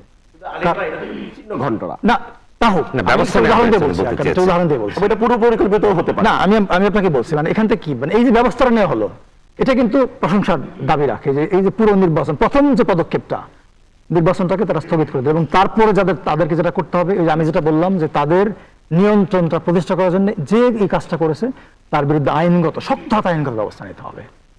হ্যাঁ, না হলে এই নির্বাচন কমিশন। আমি একটি প্রশ্ন আপনাকে, যে আপনি বলেন যে নির্বাচন কমিশনের সংস্কার হলো, আরো স্ট্রেনথেন করা, শক্তিশালী করা হলো, সেই ক্ষেত্রে কি আপনি মনে করেন যে এই সংঘাত, এই সংঘর্ষকে এড়ানো সম্ভব যদি রাজনীতি সঠিক ধারায় না চলে? আপনার রাজনৈতিক যে সংস্কৃতি এটাকে চেঞ্জ করতে হবে। আমরা যে আলাপটা করছিলাম যে দলীয় হওয়ার কারণে সহিংসতা বেড়েছে, এটা অবশ্যই সত্য, কিন্তু সারা দুনিয়ায় কি দলীয় নির্বাচন হয় না? আমি যতটুকু দেখেছি সারা দুনিয়াতে এই যে স্থানীয় নির্বাচন 5 রকমের হয়। একটা হচ্ছে সম্পূর্ণ দলীয় নির্বাচন, সম্পূর্ণ দলীয় ভিত্তিতে হয়। আরেকটা হচ্ছে কোথাও কোথাও আছে আপনার কোন স্থানীয় সরকারে কোন নির্বাচন হয় না। মালয়েশিয়া 1965 সাল থেকে মালয়েশিয়াতে স্থানীয় সরকার কোনো নির্বাচনই হয় না, সেখানে যারা ক্ষমতা থাকে তারা তাদের পছন্দের লোককে বসায়। আপনাকে ধন্যবাদ। নুরজাহান বেগম মুক্তা। ধন্যবাদ। বারবারে বলে যে দলীয় ভিত্তিতে নির্বাচনটি ঠিক নয়, এটা অনেকবারই বলা হচ্ছে অনেকের পক্ষ থেকে, কিন্তু যতবারই ইউনিয়ন পরিষদ নির্বাচন হয়েছে বা পৌর নির্বাচন হয়েছে, ঠিক নির্বাচনের পরপর কিন্তু দলীয় হিসাবটা ঠিকই চলে আসছে, যে আওয়ামী লীগ এতটা পেয়েছে, বিএনপি এতটা পেয়েছে। হ্যাঁ, এসেছে। এখন আমরা গণতন্ত্রকে সুসংহত করব, গণতন্ত্রের কথা বলবো, কিন্তু তৃণমূলের গণতন্ত্র শক্তিশালী করবো না, এটা তো হয় না। এগুলো এক। দ্বিতীয়ত হলো যে আপনি ভবিষ্যতের রাজনীতির কথা বলেছেন। অতীতে আমাদের দেশের একজন শাসক বলেছিলেন, রাষ্ট্রপতি বলেছিলেন যে মানি ইজ নো প্রবলেম, রাজনীতিটাকে উনি কঠিন করে তুলবেন। জিয়াউর রহমান বলেছিলেন, হ্যাঁ, I make difficult politics for the politician বলেছিলেন। তারপরেও কিন্তু এই দেশের রাজনীতি থেমে থাকে নাই, রাজনীতির অনেক উত্তরণ হয়েছে, রাজনীতি উন্নত হয়েছে, এবং আমরা রাজনীতি করছি। অতএব শকুনের দোয়ায় কখনো গরু মরে না। আমি একটি কথা বলবো, রাজনীতির কথা যেহেতু আপনি আনলেনি, কিছুদিন আগে বিএনপির কাউন্সিলর, কিছুদিন আগে সম্ভবত 2-3 মাস হয়ে গিয়েছে, এখনো যদিও পূর্ণাঙ্গ কমিটি হয়নি, বিএনপি এখন বর্তমানে আমি বলবো যে জন্ডিসে আক্রান্ত একটি দল। আপনি জানেন এখানে ডাক্তার সাহেব আছেন, বিলিরুবিনের মাত্রা যখন বেড়ে যায় তখনই জন্ডিস, এবং এতটা মাত্রায় বেড়েছে যেটা কিনা উনি নিজেও স্বীকার করেছে যে বিএনপি একটি গ্রে বলেছে, ধূসর একটি দলের পরিণত হয়েছে। কেন বলি, দেখেন আজকে এই যে বিএনপি চেয়ারপারসন উনি এবং ওনার ছেলে যে নির্বাচিত হলেন, তারা কাউন্সিলের অনেক আগেই ওনারা চেয়ারপারসন এবং সিনিয়র যুগ্ম মহাসচিব হলেন, তাও কিন্তু কোন রকম দলীয় কোনো ভোট ছাড়া বা কোনো নির্বাচন ছাড়াই একচ্ছত্রভাবে, তাও কাউন্সিলের দিন না, তার অনেক আগে। এটা হলো একটা দিক। অথচ মুখে মুখে গণতন্ত্রের কথা বলে। আরেকটা দিক হলো যে কাউন্সিলে উনি যে বিশাল বক্তব্য রেখেছেন, সেখানে জনগণকে উনি স্বপ্ন দেখিয়েছেন ভিশন 2030-র, উনি স্বপ্ন দেখিয়েছেন মানবাধিকার সুশাসন নিশ্চিত করবেন, মুক্তিযুদ্ধের মূল্যবোধ রক্ষা করবেন, দেশের সার্বভৌমত্ব রক্ষা করার জন্য যা করবেন, বিচ্ছিন্নতাবাদীদেরকে অভয়ারণ্য দেশকে পরিণত হতে দিবেন না, জিয়াউর রহমান দেশে ইতিবাচক রাজনীতি করেছিলেন, জঙ্গিবাদ দমন করবেন। অথচ আমরা দেখেছি এই সবগুলাই কিন্তু উল্টা কথা। ওনার আমলে এগুলো সবচেয়ে বেশি প্রকাশ পেয়েছে এবং ওনার আমলে এগুলো প্রশ্রয় পেয়েছে। আমি সময় বেশি নিব না, এই জন্য আমি ডিটেলসে যাচ্ছি না। এখন আমার কথা হলো যে বাংলাদেশের জনগণ এত মূর্খ, এত অজ্ঞ না যে উনি অতীত যে কর্মকাণ্ডগুলো করেছেন, সেই যুদ্ধাপরাধীদের সাথে গাঁটছড়া, তার বিচ্ছিন্নতাবাদীদের সহায়তা করা এবং 10 টাকা অস্ত্র আমদানি থেকে শুরু করে বাংলা ভাই, ইংরেজি ভাই, জঙ্গি ভাইয়ের উত্থান, এগুলো যে করা, তারপরে দুর্নীতি, হাওয়া ভবনের, এগুলো কিন্তু জনগণ ভুলে যায়নি। সেই জনগণের কাছে কোনো ক্ষমা না চেয়ে উনি ভীষণ 2030 উনি 2030 ঘোষণা করলেন। উনি বাংলাদেশের জনগণকে স্বপ্ন দেখানোর প্রতিযোগিতায় নেমেছেন, যদিও এটা আমাদের ভীষণ 2021 এবং 2041 অবিকল নকল কপি উনি করেছেন। যাই হোক, স্বপ্ন দেখতে পারেন, কিন্তু বিএনপির যে স্বপ্ন দেখানোর, যে বিএনপি স্বপ্নের মধ্যে যে পোলাও খাওয়ার স্বপ্ন দেখিয়েছে বাংলাদেশের জনগণকে, ওই পোলাও কোনোদিন বাংলাদেশের জনগণ জেগে উঠে খেতে পারবে কিনা সে ব্যাপারে যথেষ্ট সন্দেহ আছে। এই জন্য যে তাদের যে 2030 সালের যে ভিশন, সেখানে আর্থসামাজিক কর্মসূচি, যে উনি কিভাবে 2030 সালে জনগণের মাথাপিছু আয় নাকি 5,000 টাকা করবে, ডলার করবে, কোনো আর্থসামাজিক কর্মসূচি নাই। এটা হলো এক। দ্বিতীয়ত হলো, আমি একটা প্রবাদ বলতে চাই যে এক বনে এক বৃদ্ধ ইয়ে ছিল, কি বলে এটাকে, সিংহ ছিল। তো সে যখন অনেক বুড়ো হয়ে গেল, তখন আর তার মানে শিকার করতে সে পারে না, বয়সের ভারে রুব্জ। তখন যখন শিকার করতে পারলো না, তখন সে জঙ্গলে গিয়ে ঘোষণা দিল যে সে অহিংস ধর্মে দীক্ষা নিয়েছে, এখন থেকে সে আর সহিংস কিছু হবে না, কোনো পশু পাখিকে সে মারবে না, সে এখন অহিংস।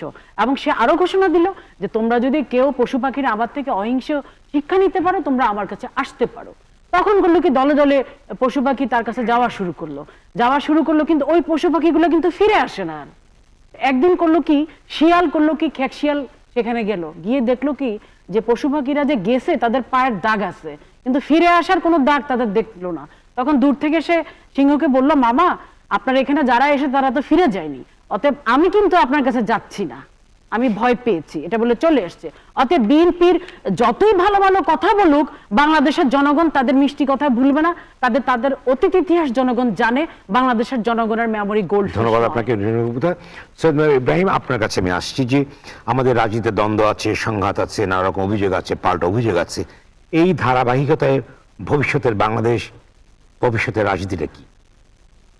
ভবিষ্যৎ নিয়ে তো কথা বলতে চাই ভাইয়া, বর্তমান কিন্তু বারবার ঘুরে যেতে হয়, ঘড়ির কাঁটা পিছিয়ে চলে যায়। তো তার আগে যদি কেউ কষ্ট করে লিখতে চান লিখতে পারেন। বাংলাদেশ কল্যাণ পার্টির জন্মের পর থেকে 3 বার কাউন্সিল হয়েছে, সর্বশেষ কাউন্সিল হয়েছে 5ই ডিসেম্বর 2015। সম্মানিত এমপি ভাই ডাক্তার মিল্লা সাহেবের কাছে চোখে নাও পড়তে পারে, না পড়াটাই স্বাভাবিক, পড়াটাই অস্বাভাবিক হবে, কারণ মিডিয়া এই কাভারেজ আমাদেরকে দিবে না। ছোট করে কোনায় 2টা লাইন 3টা লাইন আসতেও পারে, কিন্তু বাস্তবতা হলো আমরা করে যাচ্ছি। এটা হলো একটা প্রশ্নের উত্তর। দ্বিতীয় প্রশ্ন হলো, এবং আপনি তিনি নেতা নির্বাচিত হচ্ছেন কল্যাণ পার্টি। আমি কল্যাণ পার্টির চেয়ারম্যান নির্বাচিত হয়েছি বিনা প্রতিদ্বন্দ্বিতায়। এখানে তো বিনা প্রতিদ্বন্দ্বিতার প্রসঙ্গ আসছে, কিছু করার নাই। আমি তো বলি না যে মাননীয় শেখ হাসিনা কেন বিনা প্রতিদ্বন্দ্বী হচ্ছেন, বঙ্গবন্ধু কেন বিনা প্রতিদ্বন্দ্বী হয়েছিলেন, শেখ জিয়াউর রহমান সাহেব কেন হয়েছিলেন, বেগম জিয়া কেন হচ্ছেন, এটা তো বলি নাই। আমি বলতে চাচ্ছি, হাতি যেমন প্রাণী, ফড়িংও প্রাণী, কচ্ছপ প্রাণী, কিন্তু প্রত্যেক প্রাণীর কান আছে, চোখ আছে, পেট আছে, মাথা আছে। পেট থাকার কারণে পেট ব্যথা আছে, মাথা থাকার কারণে মাথা ব্যথা আছে। প্রত্যেককেই নিজস্ব বলে বেঁচে থাকতে হবে। সৃষ্টিকর্তা এমন ভাবে দিয়েছেন যেন সবাই বেঁচে থাকে। তো বর্তমান শাসক রাজনৈতিক আওয়ামী দলের দৃষ্টিভঙ্গি নিশ্চয়ই সম্মানিত এমপি ভাই যেটা বললেন সেটা না, অনেকগুলো দল থাকতে হবে। আওয়ামী লীগ 1975 সালে জানুয়ারিতে বিলুপ্ত হয়ে বাকশাল হয়েছিল, 4 বছর বা 5 বছর পরে পুনর্জন্ম নিয়েছে আওয়ামী লীগ হিসাবে। এটাকে ওয়েলকাম নিউজ, হওয়াতেই বহুদলীয় গণতন্ত্রতে টিকছে। তো সেজন্য বিভিন্ন সময় বিভিন্ন পরিস্থিতিতে বিভিন্ন দল আসবে। আরেকটা তথ্য দিয়ে রাখতেছি, 45 বা 46 বছরে বাংলাদেশে কারা তখন ছিল, আপনার ভবিষ্যৎ আসার আগে এটা না দিলে, উত্তরটা না দিলে দর্শক কালকে ধরবে আমাকে। 46 বছরে কোন দল কতক্ষণ ক্ষমতায় ছিল? আওয়ামী লীগ ছিলেন, এটা 19-20 কম বেশি হইতে পারে, ছোটখাটো ভুল ত্রুটি। আওয়ামী লীগ 16 বছর ছিলেন, বিএনপি 14 বছর, জাতীয় পার্টি 6 বছর, কেয়ারটেকার গভর্নমেন্ট 3 বছর, এবং রাজনৈতিক দলবিহীন সামরিক নেতৃত্বে দেশ চলেছে 7 বছর। এই তথ্যটা দিলাম এই জন্যে যে বারবার বলা হয় অমুক অমুক অমুক অমুক। ফ্যাকচুয়াল স্পিক, সম্মানিত ভাই একজন বিখ্যাত চিকিৎসক ডাক্তার, আমরা ছোটকালে সাধারণ জ্ঞানের বই পড়েছি, মানুষের দেহে 206টি হাড্ডি আছে, এক্সরে ছাড়াও চেষ্টা করলে গণে 206ই পাওয়া যাবে। 46 বছরের হিসাব নেওয়া কোনো কঠিন বিষয় না, কে কতদিন ক্ষমতায় ছিল। এখন আসি ভবিষ্যতের জন্য যে কোনো রাজনৈতিক দল চাইবে ওনারাই ক্ষমতায় থাকুক। আওয়ামী লীগ যদি এটা চায় স্বাভাবিক, বিএনপি যদি চায় ওনারা ক্ষমতায় যাবেন, এটাও স্বাভাবিক। কারণ রাজনীতিতে এসছেন, দেশের খেদমত যদি করতেই হয়, ক্ষমতা না গেলে আপনি পূর্ণাঙ্গ মাত্রা পাচ্ছেন না, অপটিমাম ভ্যালুয়েশন পারবেন না। সেজন্যে ক্ষমতায় যাওয়ার জন্য সকলে চেষ্টা করে। দুটো রাস্তা আছে, একটা বৈধ নির্বাচনী পদ্ধতি, জনগণকে সঙ্গে নিয়ে সকলকে সাক্ষী রেখে শান্তিমূলক প্রক্রিয়ার, আরটা হচ্ছে মিশ্রিত, কিছুটা শান্তি, কিছুটা অশান্তি, কিছুটা বৈধতা, কিছুটা অবৈধতা। এখন যে পরিস্থিতি দাঁড়িয়েছে বিভিন্ন কারণে, যেহেতু আমার 4 মিনিট আর আমি কারণে গেলে এটা বলতে পারবো না, সেটা হলো এই যে আওয়ামী লীগ ডিসাইড করেছেন যে ওনারা যদি 2021 সাল পর্যন্ত মিনিমাম থাকতে চান, তাহলে তাদের কিছু কিছু ক্ষেত্রে, অনেকগুলো ক্ষেত্রে নিয়ন্ত্রণ লাগবে। সেই নিয়ন্ত্রণের ক্ষেত্রগুলো ওনারা বেছে নিয়েছেন। সামরিক বাহিনী, পুলিশ বাহিনী, বেসামরিক ক্যাডার, রাজনৈতিক অঙ্গন, শিক্ষা অঙ্গন, মিডিয়া জগৎ এবং তৃণমূল রাজনীতি, এর একটা অংশ হিসাবে ওনারা এটা করেছেন। ওই দৃষ্টিভঙ্গি থেকে দেখলে আওয়ামী লীগের দৃষ্টিভঙ্গি থেকে গেলে প্রত্যেকটাই পদক্ষেপ ওনাদের পরিকল্পনার মধ্যে ছকে আছেন।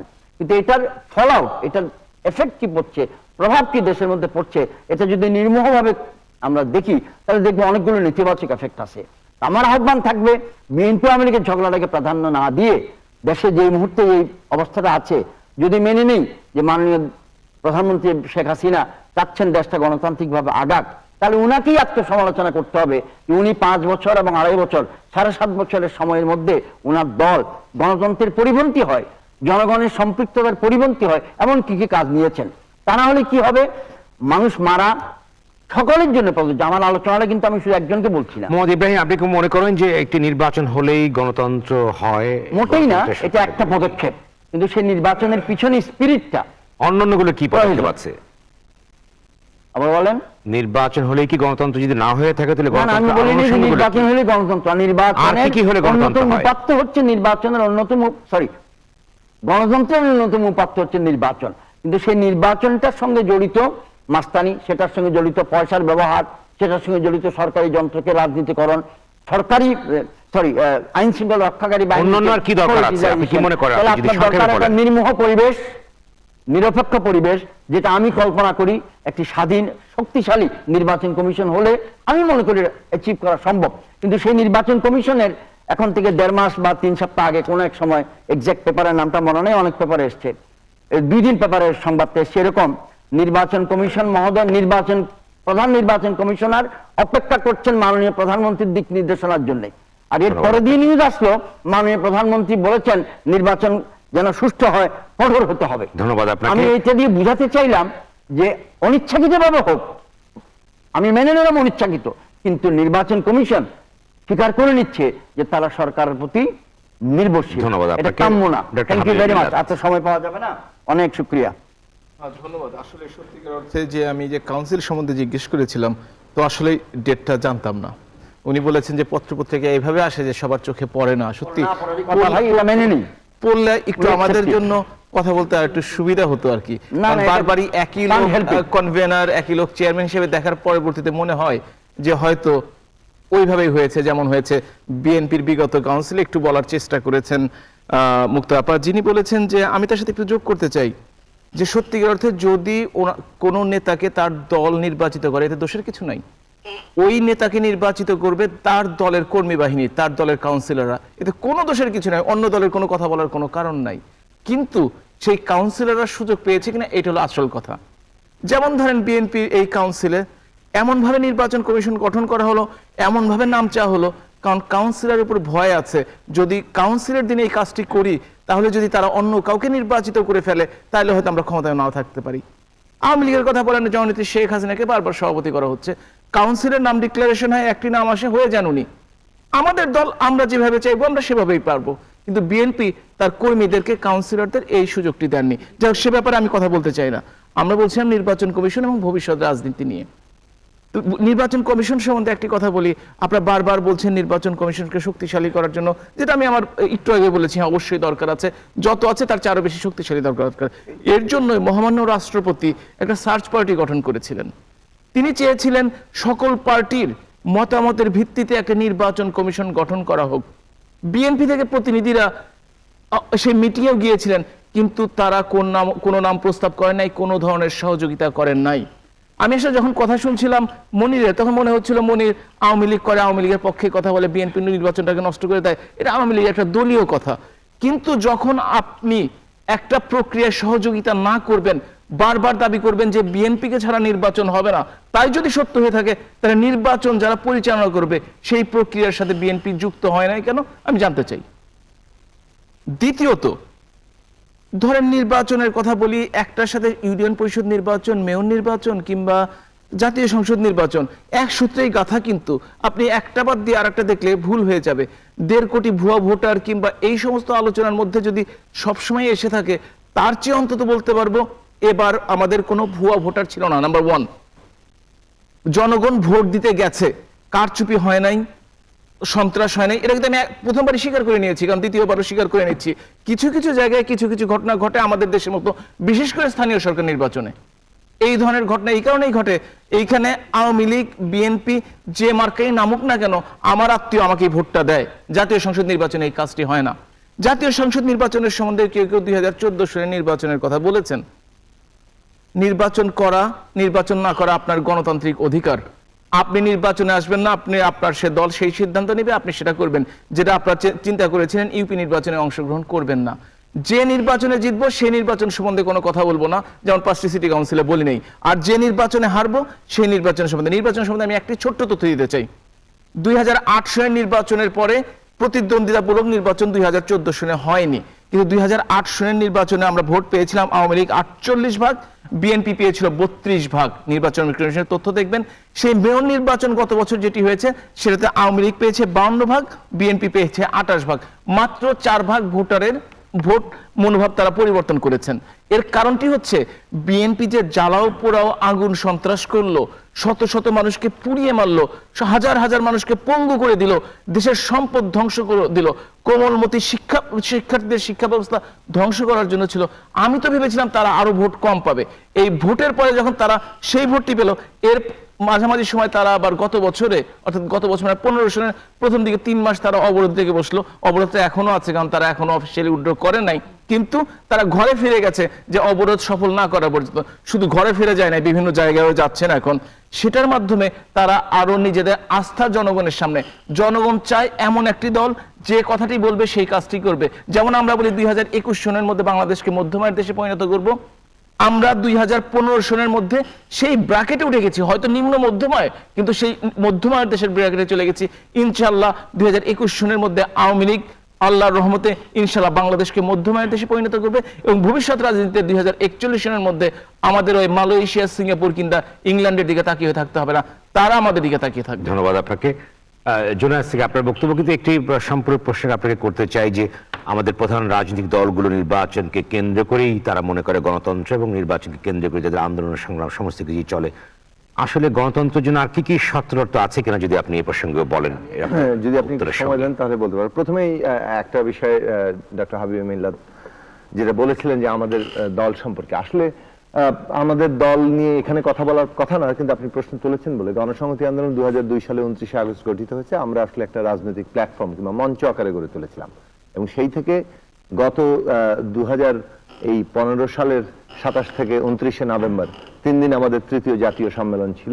এই 13 বছরে বাংলাদেশে আমাদের সীমিত ক্ষুদ্র সামর্থ্য নিয়ে আমরা বাংলাদেশের জনগণের পক্ষে যত ধরনের আন্দোলন আছে, সেটা জাতীয় সার্বভৌমত্ব থেকে জাতীয় সম্পদ রক্ষার আন্দোলন, শ্রমিক কৃষক মানুষের সংখ্যাগরিষ্ঠ মানুষের অধিকারের আন্দোলন, প্রাণ প্রকৃতি রক্ষার আন্দোলন, নারীর মুক্তির আন্দোলন, সংখ্যালঘু জাতি ধর্ম বর্ণ তাদের অধিকার প্রতিষ্ঠার আন্দোলন, তাদের নিরাপত্তার আন্দোলন, আমরা সবগুলো আন্দোলনে সক্রিয়ভাবে থেকেছি। এবং এই সবগুলো আন্দোলনের মধ্যে আমরা প্রতিপক্ষ হিসেবে দেখেছি আওয়ামী লীগকে অথবা বিএনপিকে। তো এই জায়গা থেকে আমাদের দলের বিকাশ, এবং গত 13 বছর আমাদের 3টি কাউন্সিল হয়েছে, সম্মেলন হয়েছে, এবং গত নভেম্বরে আমরা সম্মেলনে আমরা একটা পূর্ণাঙ্গ রাজনৈতিক দল হিসেবে নিজেদেরকে গড়ে তোলার সিদ্ধান্ত গ্রহণ করেছি। আমাদের গঠনতন্ত্র প্রণয়ন করেছি, আমরা আমাদের কর্মসূচি প্রণয়ন করেছি, এবং আগামী 19-20 আগস্ট আমাদের কেন্দ্রীয় সাংগঠনিক সম্মেলন আছে। এই সময়কালের মধ্যে আমাদের সারা দেশের কমিটি কাউন্সিলর নির্বাচন হবে, এবং তারা সাংগঠনিক সম্মেলনে আমাদের দলের কেন্দ্রীয় কমিটি নির্বাচন করবেন। আমাদের মতো দল আসলে তার টিকে থাকার ভিত্তিটাই হচ্ছে অভ্যন্তরীণ গণতান্ত্রিক ব্যবস্থা, যদি গণতান্ত্রিক ব্যবস্থার ভেতরে শক্তিশালী না থাকে আমাদের মতো দল টিকে থাকতে পারবে না। কারণ আমাদের মতো দলে এমন কোন নেত্রী কিংবা নেতা নেই যিনি আজীবন ক্ষমতায় থাকবেন এবং পরবর্তী 50 বছরে কে ক্ষমতা থাকবে সেটা নির্ধারিত হয়ে যাচ্ছে, এরকম কোন ব্যবস্থা আসলে আমাদের দলে নেই। ফলে এটা আমাদের দলের কেউ এইরকম ভাবে মানে আমাদের গণতন্ত্র ছাড়া এটা নির্ধারণ করা সম্ভব না। তো কাজে এই আলোচনাটা আসলে আমাদের জন্য এটা ঠিক যে আসলে কোনটা কতটা সংবাদপত্রে কি মাত্রায় আসে তার উপরে অনেক সময় আসলে সবার চোখে পড়ার ব্যাপারটা নির্ভর করে। এবং বাংলাদেশে অবস্থাটা এরকম দাঁড়িয়েছে যে নতুন ভাবে রাজনৈতিক দল গড়ে ওঠার মানে বাস্তব গণতান্ত্রিক পরিবেশটা নাই। সেটা কিন্তু আরেকটা বড় উদাহরণ হচ্ছে ইউপি নির্বাচন এবং দলীয় ভিত্তিতে নির্বাচন সেই ন্যূনতম পরিবেশটাকে আরো যতটুকু মানে টুটো ফাটা সম্ভাবনা ছিল সেটাকেও শেষ করেছেন। এখন এইটার বিস্তারিত আলোচনা দরকার। ঠিকই বলেছিলেন ডক্টর হাবিব মিল্লাত যে একটা বিচ্ছিন্ন নির্বাচন নিয়ে ইউপি নির্বাচন নিয়ে আমরা কিন্তু পুরো নির্বাচন ব্যবস্থা কিংবা বাংলাদেশের রাজনীতি সম্পর্কে প্রপার আলোচনা করতে পারবো না। কারণ ইউপি নির্বাচন স্থানীয় সরকার ব্যবস্থা একটা নির্বাচন, সামগ্রিকভাবে স্থানীয় সরকার ব্যবস্থা একটা ছোট জগন্নাথ। এখানে এমপি তন্ত্র কায়েম হয়েছে এবং এমপিদের মানে একটা জাস্ট সিদ্ধান্ত বাস্তবায়নকারী হিসেবেও ওখানে পুরোপুরি এদের অবস্থান পুরোপুরি নাই, কারণ এমপিরাই নির্ধারণ করেন কোনটা কিভাবে হবে।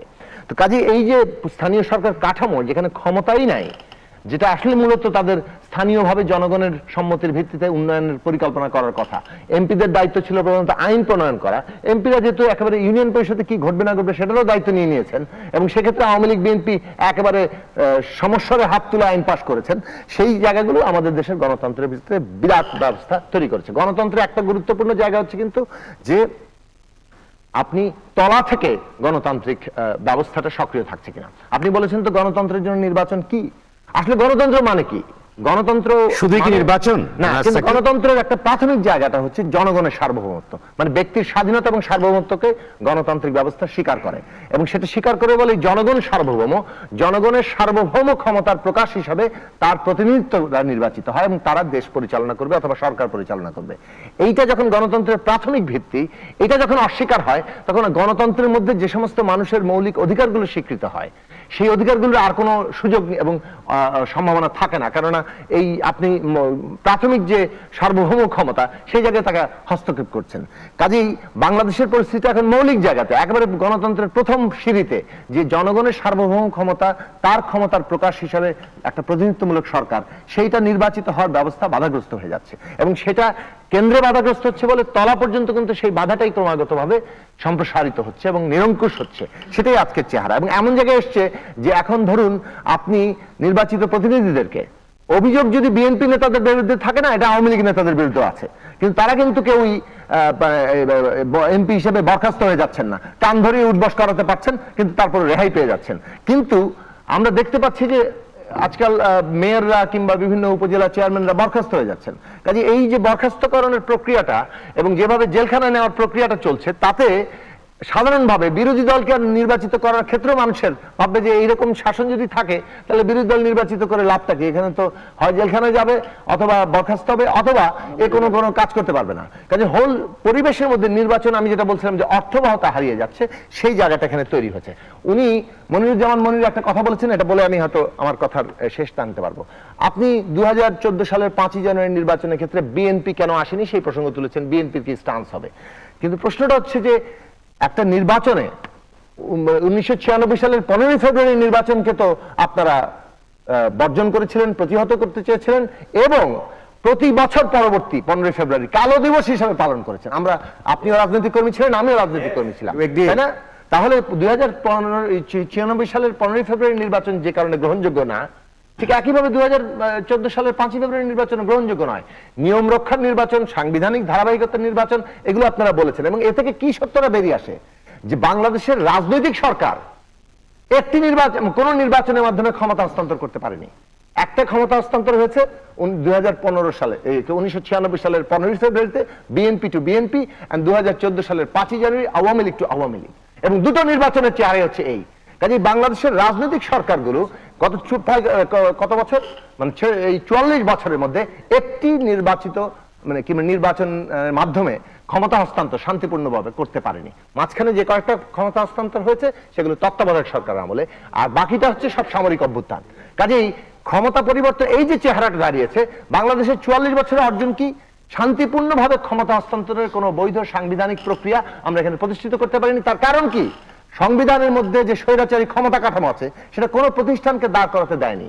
এখানে ক্ষমতায় যারা যায় তারা সমস্ত ক্ষমতা একচেটিয়া করতে পারে, এমন অবস্থা তৈরি করে বেশিরভাগ মানুষের কোনো লিগ্যাল রাজনৈতিক প্রতিনিধিত্ব থাকে না বলেই হয় সামরিক অভ্যুত্থান অথবা আপনার গণ আন্দোলন। ধন্যবাদ আপনাকে জনাব সাকিব। ফলে আজকে বাংলাদেশে এইটাই মূল গণতন্ত্রের সংকট কোথায় সেটা যদি আমরা চিহ্নিত না করি, আমাদের এই স্বৈরাচারী ক্ষমতা কাঠামো যদি চিহ্নিত না করে, আজকে আওয়ামী লীগ সেই স্বৈরাচারী ধন্যবাদ আপনাকে জনাব সাকিব, আপনাকে সময় দিতে পারছি না জন্য জায়গা আছে, কিন্তু এটা দিয়ে দীর্ঘকাল মনিরুজ্জামান মনির আপনার ওনার এই 1996 সালের 15 ফেব্রুয়ারি নির্বাচনকে উনি যেভাবে বলছেন আর 2014 5 জানুয়ারি দুই বিষয়।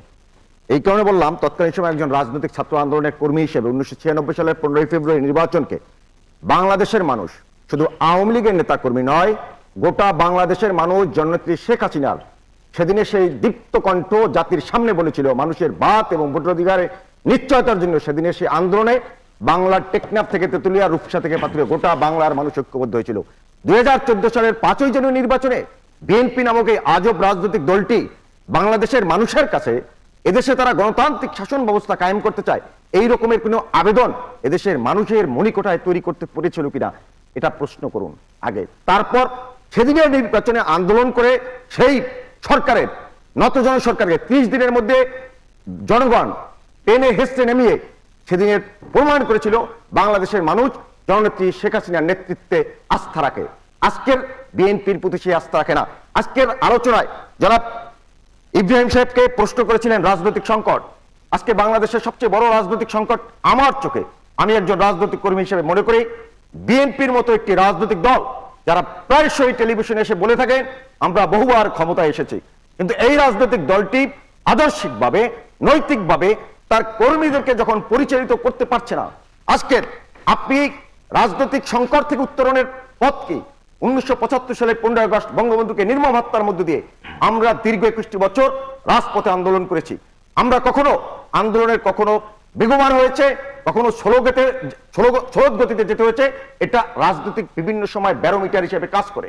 আপনি 2014 5 জানুয়ারি নির্বাচনের পরপর একটি বছর যেতে না যেতেই সার্বিকভাবে শান্তিপূর্ণভাবে যখন একটি দেশ চলতেছিল, আপনি হঠাৎ করে বাংলাদেশের মানুষকে আগুন সন্ত্রাসে নিমজ্জিত করে দিলেন, গোটা বাংলাদেশের মানুষকে আপনি বন্দী করলেন। আজকে বিএনপি নামক একটি রাজনৈতিক দল, প্রায়শই তারা বলে থাকে তারা মুক্তিযুদ্ধের পক্ষের দল, সেই মুক্তিযুদ্ধের পক্ষের দল 2008 সালের 29 ডিসেম্বরের নির্বাচনে বঙ্গবন্ধু কন্যা জননেত্রী শেখ হাসিনা জাতির সামনে যখন ওয়াদাবদ্ধ হয়েছিল যুদ্ধাপরাধীদের বিচার বানচাল, যুদ্ধাপরাধীদের বিচার বাস্তবায়ন করবেন, একের পর এক যখন কাদের মোল্লা কামরুজ্জামানদেরকে ফাঁসি কাস্টে যখন ঝুলিয়ে তাদের বিচার হচ্ছে, বাংলাদেশের মুক্তিযুদ্ধের সমস্ত পক্ষের মানুষ যখন শেখ হাসিনার প্রতি যখন ঐক্যবদ্ধভাবে এই বাস্তবায়ন দেখে যেতে চাচ্ছেন, ঠিক তখন বিএনপি নামক এই আজব দলটি তখন যুদ্ধাপরাধীদের পক্ষে অবস্থান নিয়েছেন, যুদ্ধাপরাধীদের পক্ষে অবস্থান নিয়েছেন। তার জ্বলন্ত এর প্রেক্ষাপটে বাংলাদেশের রাজনীতি কি দাঁড়াবে আপনি বলুন, যে এই নির্বাচন আপনি যে কথাগুলো বললেন এর প্রেক্ষিতে ভবিষ্যতে বাংলাদেশের রাজনীতি কোথায় গিয়ে দাঁড়াবে?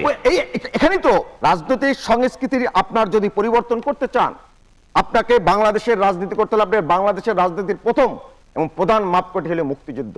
যে মুক্তিযুদ্ধের মধ্য দিয়ে আপনি দেশ স্বাধীন করেছেন, যে মুক্তিযুদ্ধের মধ্য দিয়ে আমার গোটা তাবৎ দুনিয়ায় বাংলাদেশ নামক একটি স্বাধীন রাষ্ট্রের জন্ম হয়েছিল, তার মৌলিক অস্তিত্বের সাথে যদি আপনি কন্ট্রাডিক্ট করেন, আপনি মৌলিক আদর্শকে যদি ধারণ না করেন, আপনি যদি যুদ্ধাপরাধীদের পক্ষে অবস্থান নেন, আপনি যদি সালাউদ্দিন কাদের চৌধুরী রায় হওয়ার পরও না আমাকে শেষ করতে দেবে এক সেকেন্ডের মধ্যে রাজনৈতিক সংস্কৃতি পরিবর্তন যদি করতে চান, আপনি সন্ত্রাস ষড়যন্ত্রের মধ্যে যাচ্ছেন।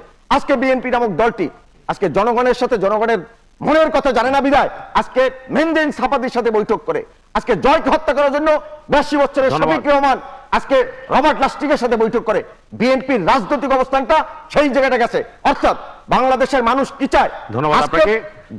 গত শুক্রবারে জননেত্রী শেখ হাসিনা জি সম্মেলনে সেদিন দরিদ্র বিশ্বের অবস্থানকে আজকে বিশ্বের গোটা আমি এক মিনিট করে আপনাকে আর সময় দিতে পারছি না, এক মিনিটে বলুন, আমি সবাইকে সময় দিতে হবে, আপনাকে আমি দিব। আমি এবার বলছো যে ক্যানভাসটা এখানে রচিত করতে চাচ্ছি, সবাই পাবেন। সেটা হচ্ছে যে আমার কিছু বন্ধুরা আছেন তারা বিএনপির নির্বাচনী প্রক্রিয়া নিয়ে কথা বলেছেন, চেয়ারপারসন ভাইস চেয়ারম্যান কেমন করে হলেন আর কি। আমি খুব বিনয়ের সহিত বলে দিই তাদেরকে, কিছুই ছিল না। আপনাদেরকে যেভাবে নির্বাচিত করা হয় বাংলাদেশের বর্তমান প্রধানমন্ত্রী আওয়ামী লীগের শেখ হাসিনাকে যেভাবে নির্বাচিত করা হয়েছে, ঠিক একইভাবে ওখানে অন্য কোনো প্রার্থী না থাকায় তাদেরকে আগাম বিজয়ী ঘোষণা করা হয়েছে।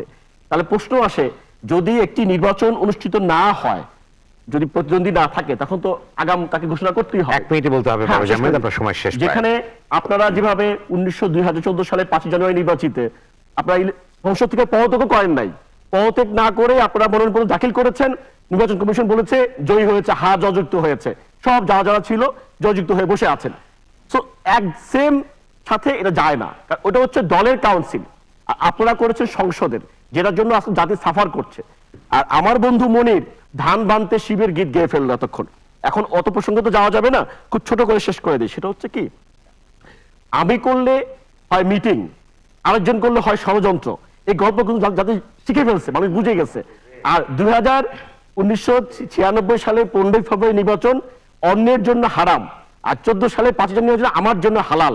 এই হালাল হারাম, সঙ্গী জঙ্গি, কসাই বিআই, এগুলি কিন্তু মানুষ মোটামুটি জেনে গেছে। এখন আমাদের এই প্রসঙ্গ থেকে বের হয়ে আসতে হলে, আপনি যেটা প্রশ্ন করেছেন যে আমরা বেটার বাংলাদেশটা কিভাবে দেখবো, মনির একটা প্রস্তাব রেখেছে যে মুক্তিযুদ্ধকে প্রাধান্য দিতে হবে, সার্বভৌমত্বকে প্রাধান্য দিতে হবে, ইট কুড বি, বাট প্রশ্ন আপনি যখন গণতন্ত্রের চর্চা করবেন না, তখন কিন্তু এই প্র্যাকটিসগুলো রিভেল পাবে না। জি ধন্যবাদ, আমি শেষ করছি 1 মিনিটের মধ্যেই। আজকের যে আলোচনার বিষয় ইউপি নির্বাচন এবং ভবিষ্যতের রাজনীতি, এবং আলোচনা যেটা বারবার ঘুরে আসছে যে আমাদের যে রাজনীতিটা নির্বাচনকে ঘিরেই মূল রাজনীতি। এখন আমরা যে অবস্থা দেখতে পাচ্ছি, যদি এই অবস্থা চলতে থাকে তাহলে ভবিষ্যতে হয়তো আমরা এই নির্বাচনে প্রার্থী খুঁজে পাওয়া খুব মুশকিল হবে, প্রার্থীর সংখ্যা কমে যাবে, ভোটার টার্ন আউট কমে যাবে। যদিও এই যে নির্বাচন যেটা হলো, ইভেন কি পঞ্চম ধাপে বাড়ছে, ভোটের কমছে কোথায়, হয়তো ভবিষ্যতে, আমি ভবিষ্যতের কথা বলছি, ভবিষ্যতে তো কমে যাবে, এবং এক সময় আমাদেরকে অস্ট্রেলিয়ার মতো যে ভোট দান করাটা একটু বাধ্যতামূলক করে ফেলতে হবে হয়তোবা। আর আমি যেটা বলবো, আমাদের যে মহান মুক্তিযুদ্ধ, এটার একটা এই যে শুরুটা ছিল, একটা ব্যাপার ছিল 1970 সালে নির্বাচনকে ঘিরে, কারণ আমরা ওই নির্বাচনে বাংলাদেশ আওয়ামী লীগ বিপুল ভোটে জিতেছিল, এবং কিন্তু পাকিস্তান সেটাকে মেনে নেয়। ওখান থেকে কিন্তু একটা আন্দোলনের সূত্রপাত হয়, অর্থাৎ ভোটের অধিকার থেকে আমাদের মুক্তিযুদ্ধের অনেকটা, যদিও আগের অনেক হিস্ট্রি আছে, কিন্তু সূত্রটা এরকম হয়েছিল। কাজেই এবং মনিরুজ্জামান সাহেব বলেছেন যে আমাদের প্রধানমন্ত্রী যেটা বলেছেন যে ভোট এবং ভাতের অধিকার, তা আমরা এই সব অধিকারের সঙ্গে বাংলাদেশে একটা সুন্দর ভোটের অধিকার দেখতে চাই, যেখানে সহিংসতা হবে না, যেখানে সবার জন্য একটা লেভেল প্লেইং ফিল্ড থাকবে, একটা সুন্দর নির্বাচন হবে। ধন্যবাদ আপনাকে। নুরজাহান বেগম মুক্তা। ধন্যবাদ। আমি একটু উত্তর দেই যে এখানে বারবার বলা হয়েছে যে ভোটারবিহীন নির্বাচনে কোনো প্রার্থী ছিল না, একতরফাভাবে 154 জন নির্বাচনে জিতেছে। এখন আপনারা 1996 সালের 15 ফেব্রুয়ারি আর 2014 সালের 5 জানুয়ারি, এটাকে কেন যে আপনারা এক করে ফেলেন, এটাই আমি বুঝি না। 2014 সালের যে 5 জানুয়ারি যে নির্বাচনটা হয়েছে, এবং হয়েছে কিভাবে, তত্ত্বাবধায়ক সরকারের অধীনে এটি হওয়া যাবে না, কারণ এটি আইন সুপ্রিম কোর্ট থেকে যেটা রায়ের আলোকে নির্বাচনটা করতে হয়েছে, এটা আমাদের বুঝতে হবে। এখানে আমরা যদি আইন মানি, সংবিধান মানি, এর থেকে বাইরে আমরা যেতে পারি না। আর আরেকটি কথা হলো যে 54 জন নির্বাচন, আমাদের এখানে প্রফেসর হাবিবি মিল্লাত বলেছেন যে নির্বাচনে আসাটা একটা গণতান্ত্রিক ব্যাপার। আমি যদি নির্বাচনে যেতে চাই, আমাকে বাধা দেওয়া যাবে না, আমি যদি না যেতে চাই, আমাকে জোর করা যাবে না। তাই আমি বলি 194 জন যখন আওয়ামী লীগ থেকে বিনা প্রতিদ্বন্দ্বীরা নির্বাচিত হয়, তখন গণতন্ত্রের পুকুরে আকাশ ভেঙে পড়ে। আর যখন ডক্টর কামাল হোসেন নির্বাচিত হয়, তখন গণতন্ত্রের পুকুরে পদ্ম ফুল ফুটে। আর আরেকটি কথা, সেটা হলো যখন দেখা যায় 154 জনকে পুড়িয়ে মারা হয়, সহিংসতা হয়, ঘোষণা দিয়ে মানুষ মারা হয়, তখন দেখি আমাদের কিছু বুদ্ধিজীবী আছে, তাদের মুখে রা শব্দ নাই। আর যখন নির্বাচনী সহিংসতায় মানুষ মারা যায়, তখন তাদের আহাজারি দেখে গম্ভীরাস্ত্র মনে হয়।